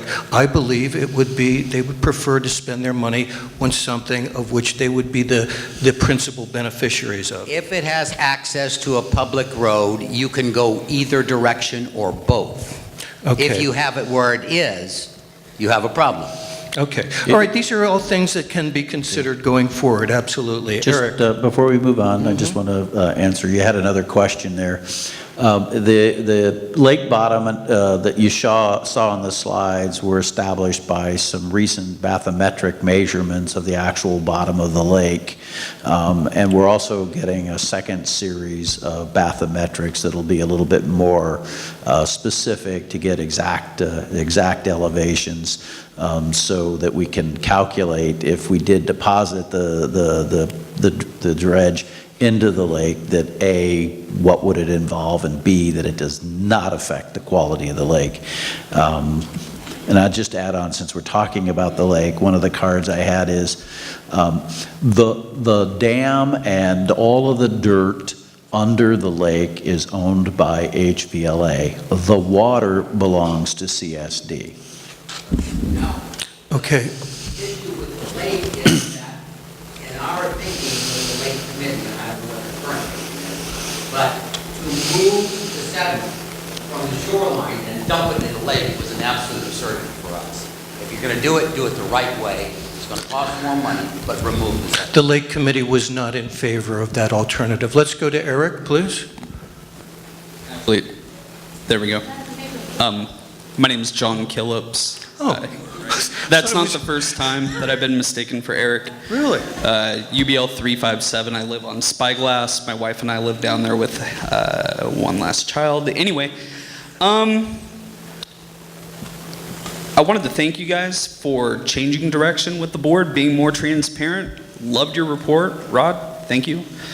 I think any future developments that we have should consider and maybe project the population that we have here in this community, including kids, families, working class, not just one group or another, so I'd appreciate that. My question was, I had an idea about income generation. Where would I direct that to? Income generation? Yeah. You can contact Kim Smith, our finance officer, and she could help go through where our various revenues come from by each category and source. Was your question, you had an idea about development of incremental revenue streams, or was it something else? I had an idea to bring in more income. Okay, so that's what you have in mind. Well, why don't you just tell us? You guys ever been to Lake Siskiyou up north? You can see Mount Shasta in the background. Beautiful campground over there.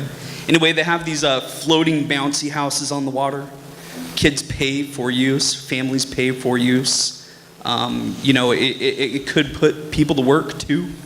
I think that would be a lot of fun. We got this big resource here. I know the dredging has to happen and all that stuff, but bringing in the public, pay, come and use it, I think it would be fun. I think the kids would have a blast. They're having a good time right now, but that would be rad. Okay, very good. We'll look into floating bouncy houses. Okay, John Ruiz had a question, then we're going to go back to the pre-written questions. Just a general one.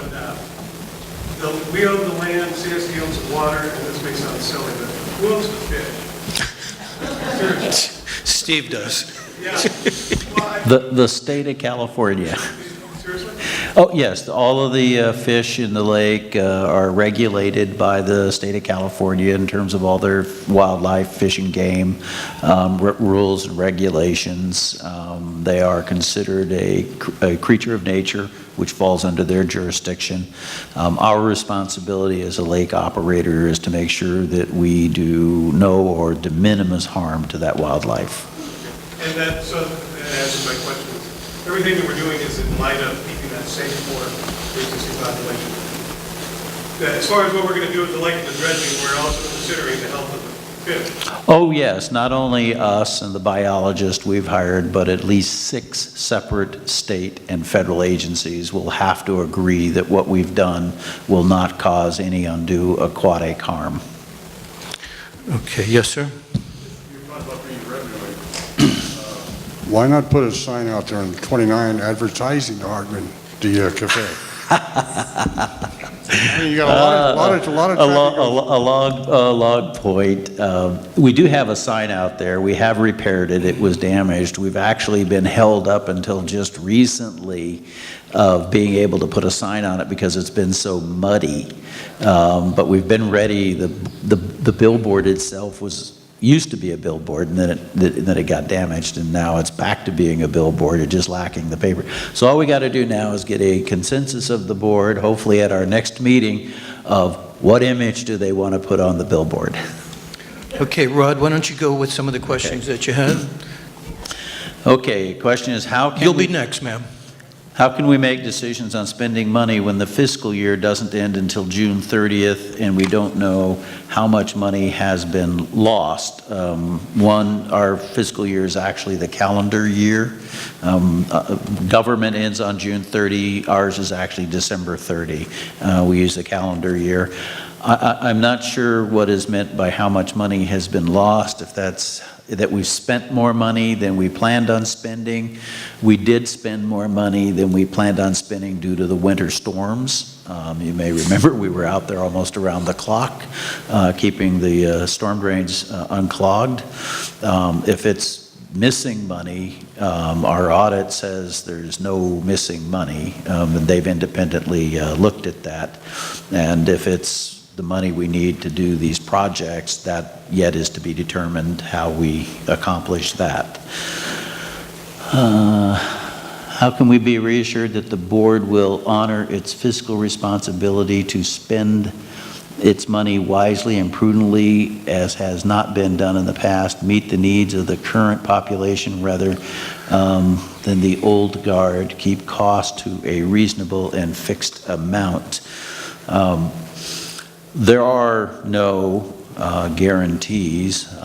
Davis Sterling establishes this corporation as a quasi-public entity. As such, the board of directors are elected unless there's a vacancy at which they're appointed. When you elect people and they will make the decisions they make. The only way I know of locking those decisions in, of course, as has been suggested, is to put it on a ballot where then the board is obligated to abide by the outcome of the ballot. Although, as a corporation, there are a limited number of things for which the members actually can vote on, and those things that they can't vote on, that vote would only be advisory. And keeping cost reasonable. You know, I think the board has squeezed the budget, and I've been doing this 40 years. This board has squeezed this budget about as hard as it can for us to continue meeting what really are our minimal obligations. I mean, we can reduce further expenses by eliminating security operations or different kinds of things, but those are all trade-offs in terms of what you want. In the process, we can do less maintenance in the parks, but that's kind of where we are. Okay, Rod, let's go with this lady's question in the front row, please. Hi, my name is Pat Schmidt, and my UBL is 0508090. I agree with you that we need to actually move that billboard. That billboard is down there by the other exit that nobody from the outside can access. The billboard needs to be before Hartman Road somehow, so that people will know that there's a nice restaurant down here that they can access. That would indeed be preferable, but we don't own that land before it. And we own the land that the... No, we have Caltrans permission. They have to approve all such signs. I can tell you, these are old billboards that are basically grandfathered under the Caltrans rules. The likelihood of getting a new billboard approved by Caltrans is just about impossible because they've prohibited them. In fact, pretty much the only billboard you see along the freeways now that are new are on Indian reservations because they're not subject to those state regulations. We can ask. But yeah, so yeah, we can ask. It seems like it should be almost one in each direction. It wouldn't have to be some huge grandioso thing, but something that would just say, there's a nice restaurant in here if you'd like to stop. No question, that would be a desirable. Okay, do we have any other questions? Yes, Sherry.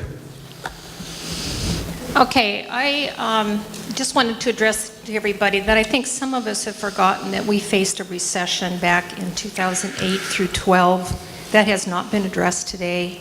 And I think in defense of Mr. Scott, who left early and was upset, he was on the board for 6 years. And it was Mr. Scott who addressed the deterioration of our buildings and started this process of rebuilding. He was on, I forget the years he was on the board, but I can tell you that in the year 7 and 8, and I think most of you weren't living here then except maybe Jack, we had town hall meetings. We had many. I think we had 4 or 5. And then, as Rob Nevis referred to, the culture on the board changed and nothing happened. So we had to get through the recession. People were losing their homes left and right. HOA dues were not being paid. So yes, our reserve funds did not get increased like they should be, but when you have no home permits even being applied for at Hidden Valley Lake for almost 3 years, the focus was on people surviving. We forget that. So I happened to be on the board during that time, and let me tell you, it was difficult. People were coming all the time talking about their hardships. So I'm not trying to rehash the past and just say a lot of anomaly things happened. We had a flood, we had a fire, we had a recession, but all along for 10 years we've done multiple studies. The studies have said you need to replace the buildings. The board of 2013, I was not on the board then, that was their whole focus that year, was to address the buildings. Now maybe it didn't go the way everybody wanted, but we're back to the numbers that was talked about then at that time.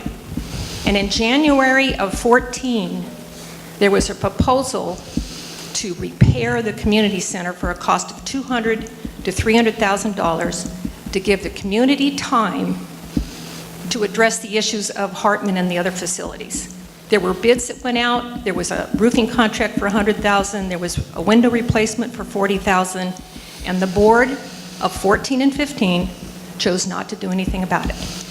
Had they addressed it at that time, we might not be here today about the community center. So all I want to close with on this is, let's follow through with what the members say to you guys and continue on. And like Rob said, our board complement is changing all the time.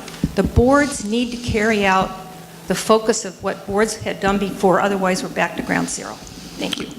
Yes, I'd want to say that in looking at the minutes in the past, there certainly were board members that raised those very questions and concerns on the board, and it wasn't any one board. It's 40 years of decision-making that has affected the building. So I certainly can't say that any one person, but the board as a body, and there's certainly time periods in which you have financial challenges, no question about that, and you have to deal with that realistically. But within that 40 years, things could have been different. And I think the comment's been made several times, which I'm a big believer in. Okay, this is where we are. We know how we got here. It doesn't matter anymore. It's about where we go from here.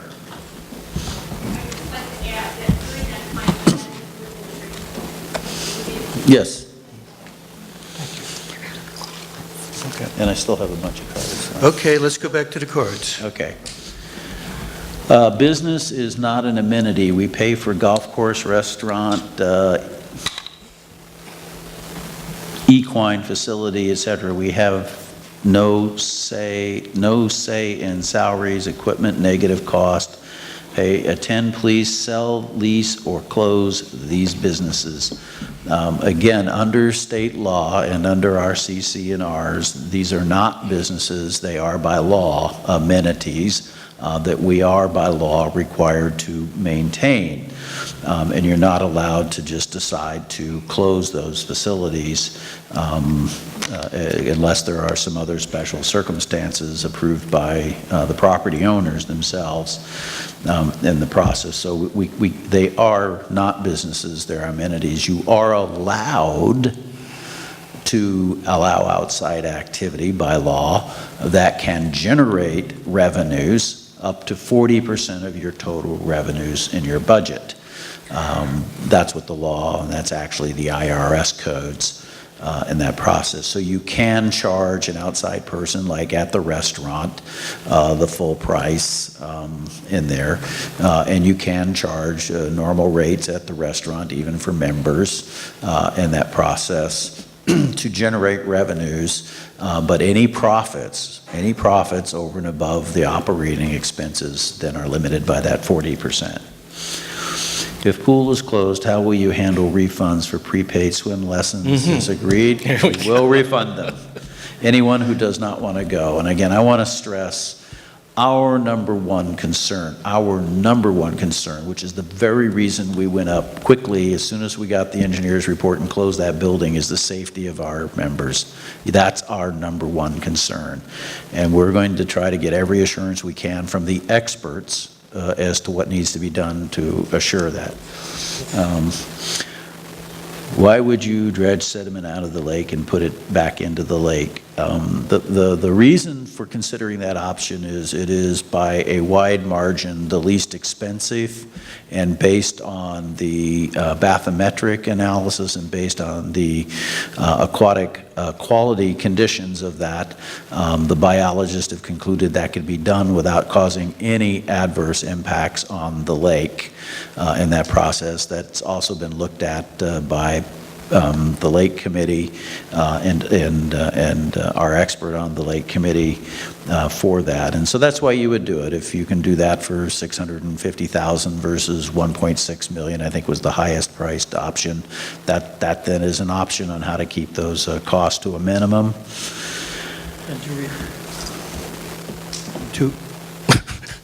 Did it work? And just to repeat on that, I think it's fair to point out that the Lake Committee is not in favor of that particular proposal, but it is one of the proposals or the alternatives that's on the table. How long will the dredging take, and how long will it affect homes on the lake? I believe they were looking at about a 3-month period of time. Now, the dredge will do this section and then this section, so it's not like the whole lake gets affected at one time. It's sections as they move around to it that would be closed, and the sections are small enough. I think he said probably not more than about 2 weeks on any section, but I'd have to go back and verify that. I understand the CSD owns the water in the lake. What contribution would they make to silt removal from the lake? My guess is they would not, and the reason they would not is for all effective purposes. They don't use the water in the lake, even though they own it, because it's got a lot of organics in it, and they'd have to build a new treatment plant that would cost a lot more than pumping water. That's from memory of attending one of the board meetings. Just let the community building go. It isn't being used all that much. The pool is important.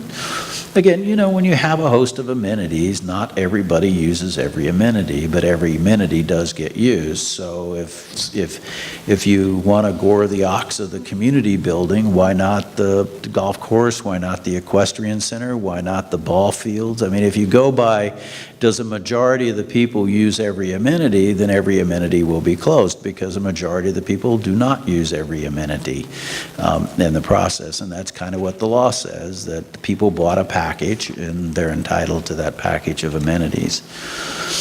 Last year, 2016, the admin office and mailbox parking lots were repaved to live on that side, go to the mailboxes daily, and never saw any damage to the parking lots. Why spend money on something that didn't need to be done? There are far more worse roads. And I think this is what Steve was alluding to. The Browning study identified everything that needed to be replaced over a period of time. We really have not done a comprehensive analysis of what really needs to be replaced in what specific time frame. This year, as we go through that study, our intent is to actually make that assessment.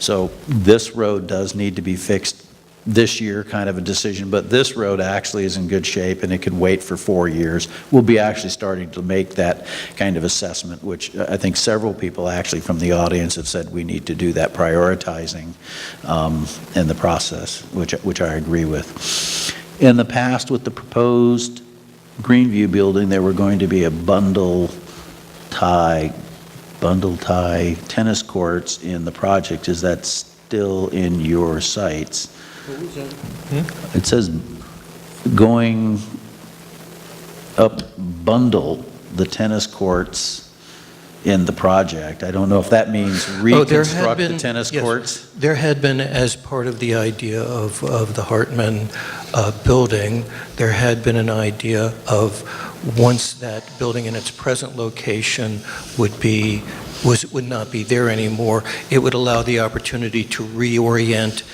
the tennis courts to take better advantage of the orientation of the sun. So there would be perhaps one more court, as well as potentially another court on the other side of Hartman Road. So that's what that relates to. Yeah, if you replace the Hartman building, from a business standpoint, you really don't want to close the existing Hartman activity and lose your customer base and lose all your trained and experienced employees for 18 months or so while that process is going on. I'm talking only if you replace it as opposed to repairing it. Then you could build a building behind it. Then after that building is open, tear the existing building down, and if you use it for tennis courts or whether you use it for additional parking or whatever, those are options that become available in that decision-making process. So as has been indicated many times, there is a lot of decisions ahead of us as a community that we're going to have to kind of walk through each of those decision strategies. Tear down the CC and rebuild. Tear down the community center and rebuild a community center. Should be a gym with a basketball, volleyball, and it's really talking about reprogram. If you replace the building, you already know how I feel about the community center. If the termites stop holding hands, that building will fall down. So one of the advantages of building a new building, even though it's the same square footage, is that you can reprogram the activities within that building and build the spaces differently. If you built a single-story building, such as a steel frame building, that could offer you a lot more flexibility because you don't have wasted spaces, because now you'd have to put in an elevator as well as staircase and all of that. So yes, I think one of the upsides if you replace the building is that you can look at, are the old uses that were planned in 1964 in that building still the viable uses? Would it make sense to have some other kinds of things going along with it, including maybe a basketball court? All of those, I think, are options that are available to you. So that's kind of the upside of the whole mess. Okay, it's about 4:30 now. I think we've exhausted most of the questions thus far. All right, in the back, but we're going to wrap up the question part pretty soon, and then we're going to go to a final little round with the directors and try and come up with a plan going forward. Yes, your name and UBL, please. Just so all of you know, with the backlighting, you're just silhouettes to us. Oh, you can, I think it's Rosalie. Yes, Rosalie. It's Rosalie Cook, 1919. I'm not asking a question because, you know, I'm full of answers. I just wanted to remind Rod that when they do the dredging, they promise not to start until after kids go back to school. Oh, yes. Yeah. It's pretty improbable that we're going to be doing anything before that. Right. You're right. I should have clarified that. Our intent in any facilities that we replace is to try to miss peak season, and that would certainly be the case with the lake. Okay, any other questions? Yes. Just really fast, how long do you think we should get used to the idea of the condemned community center? Is this going to just be several months until the busy season ends, or are we looking at getting used to this for several years? Well, again, that's the purpose of this project, the town hall meetings, is to get this interaction and come up with some consensus on that. So I don't think we would presume to give you a definitive response to that, but of course we want to resolve the issue. If you make a decision as a community to replace the building rather than try to restore the building, whenever you make that decision, we then can proceed with the demolition. So if that decision is made timely enough so that it predates the next pool season, because it'll be about 2 months demolition time, we would be able to demolish the building. But we're not making, because we haven't made that decision as a community to restore the building or replace the building, we're not proposing to tear it down. Certainly don't want to tear it, cannot tear it down if the pool's there and open. Okay, last call for questions. Yes, in the orange. It's Rose. Ms. Decker, my UBL is 080139. I've lived in Hidden Valley for 23 years, and my observations in that time is that in many cases, the board of directors has been a revolving door. This is meant in no way to reflect upon our board now. I know some of these people, most of them personally. I see them as individuals of high integrity who have the welfare of the community at large in mind. There's a word that's being kicked around, or a term that's being kicked around a lot these days. It's called fiduciary responsibility. That's a big thing in the investment field. This community is an investment for every one of us who live here. And I would like to see us in some way have qualifications or agreement or something for people who run for the board so they clearly understand basically what they're getting into. Because a lot of people get on their high horse about something that matters to them, and they're going to fix everything. And really and truly, what it ends up happening is that it becomes disruptive rather than constructive. So, I mean, I don't know how this can be done, but I think it's something we need to consider. People need to be qualified to sit on this board, not necessarily by work experience as much as by their commitment to the community at large. Thank you. Thank you, Rose. Just as a factual response to that, the only qualifications required to sit on the board is that you be a member in good standing and currently be breathing. So, And be 18. yes. Okay. So, yes, it's a pretty open field. I think adding on to your point, and we will look into it, is, and I've done this my entire career in local government, is meeting with the candidates in advance, and if you will, educating them on all of the variable issues, including their fiduciary responsibilities, prior to their making a decision perhaps to run, as well as, and we'll be working that with our new board members, of course, in a full new board member training program to help them really get a full understanding at the start of their term. Okay, let's start to wrap this up. The last item that we have on our agenda is board outlines next steps. I don't know that we can definitively outline the next steps, but why don't we just go sequentially? And Jack, what are your thoughts on next steps? It pretty much comes back to what I said initially when I came in. We have to have the right tools available so we don't make missteps. So we're starting from scratch. You may have noted that our fine interim general manager is going to be leaving us. One of our first steps is we have to acquire a very good new general manager. Second, oh, you want me to talk through those? Okay. Usually, everybody hears me. Is it on? You hear me better now? Okay. So we are starting from scratch. I think we've said that on innumerable occasions today.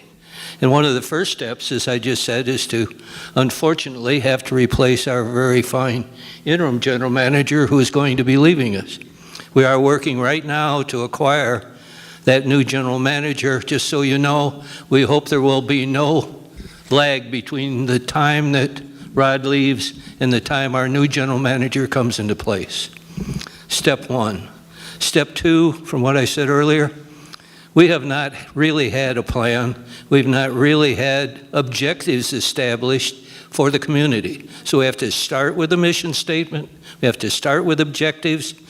And then we start with the necessary strategic plans with the involvement of the community so we all know at all times where we stand and where we're going. As you've heard about all the factors that enter into that process, you know we've got a lot of work to do in terms of finances, a lot of work to do in terms of just the basic requirements. We don't really have, in my opinion, a definitive answer in terms of whether we replace or repair the country club. As bad as it is, I at this time do not have what I believe to be the necessary information to make that decision personally. So we have to derive more information, more scientific information to ascertain what we really want to do.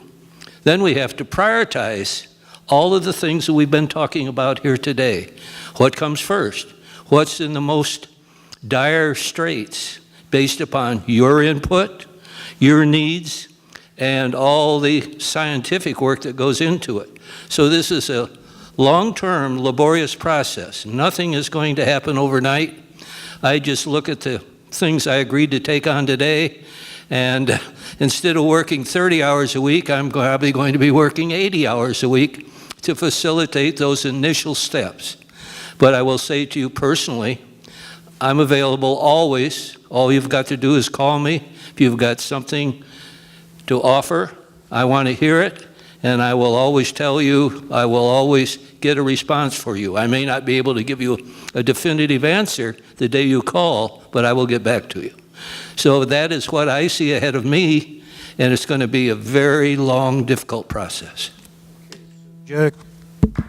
Jack is going to be our point person on the mission statement and the objectives, and that is going to be a lot of work. So that's very good.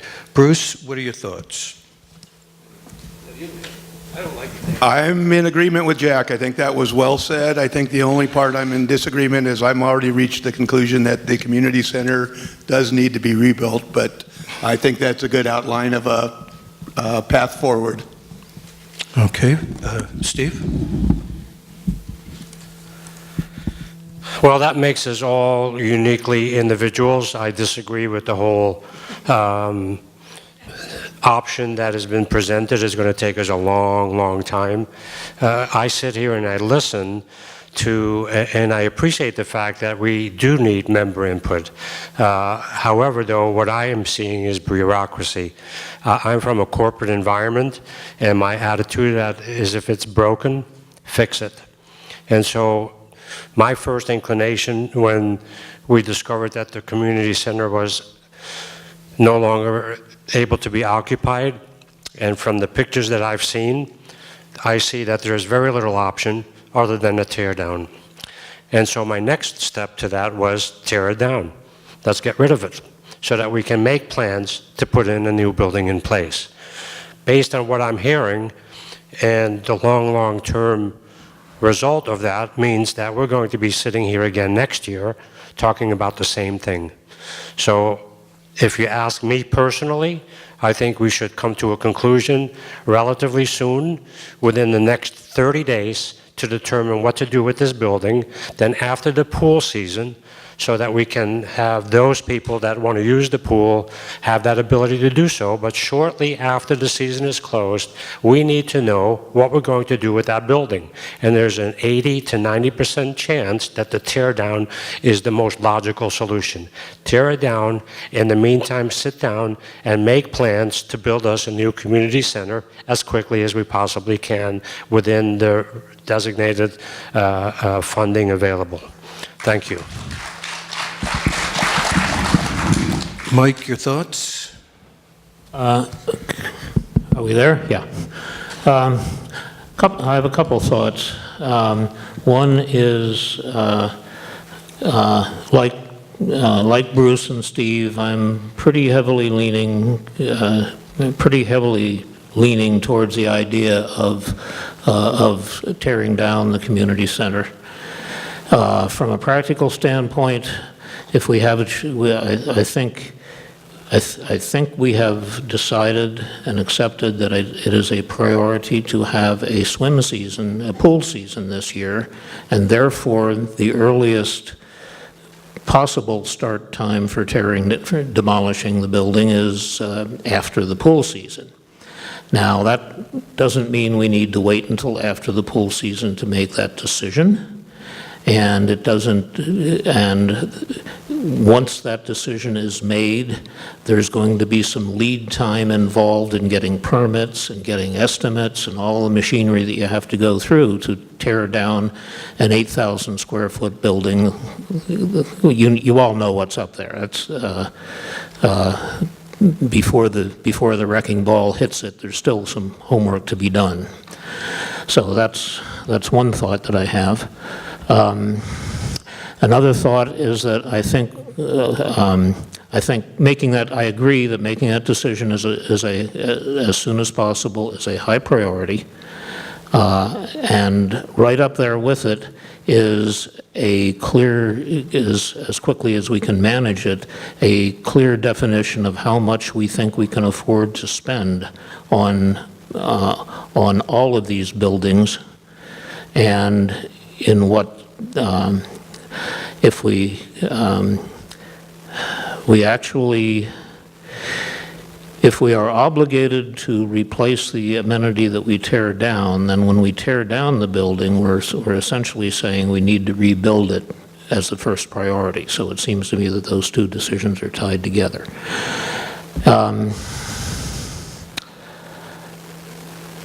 But at the other early stage big thing is figuring out our finances on this. And there's some real figuring to do there, and several people, Steve primarily has outlined some of it. And rather than doing a lot of hand waving about it now, we need to look at the details of the plan. We have to be prepared to reshape what's on paper as our reserve plans. So that's another priority matter.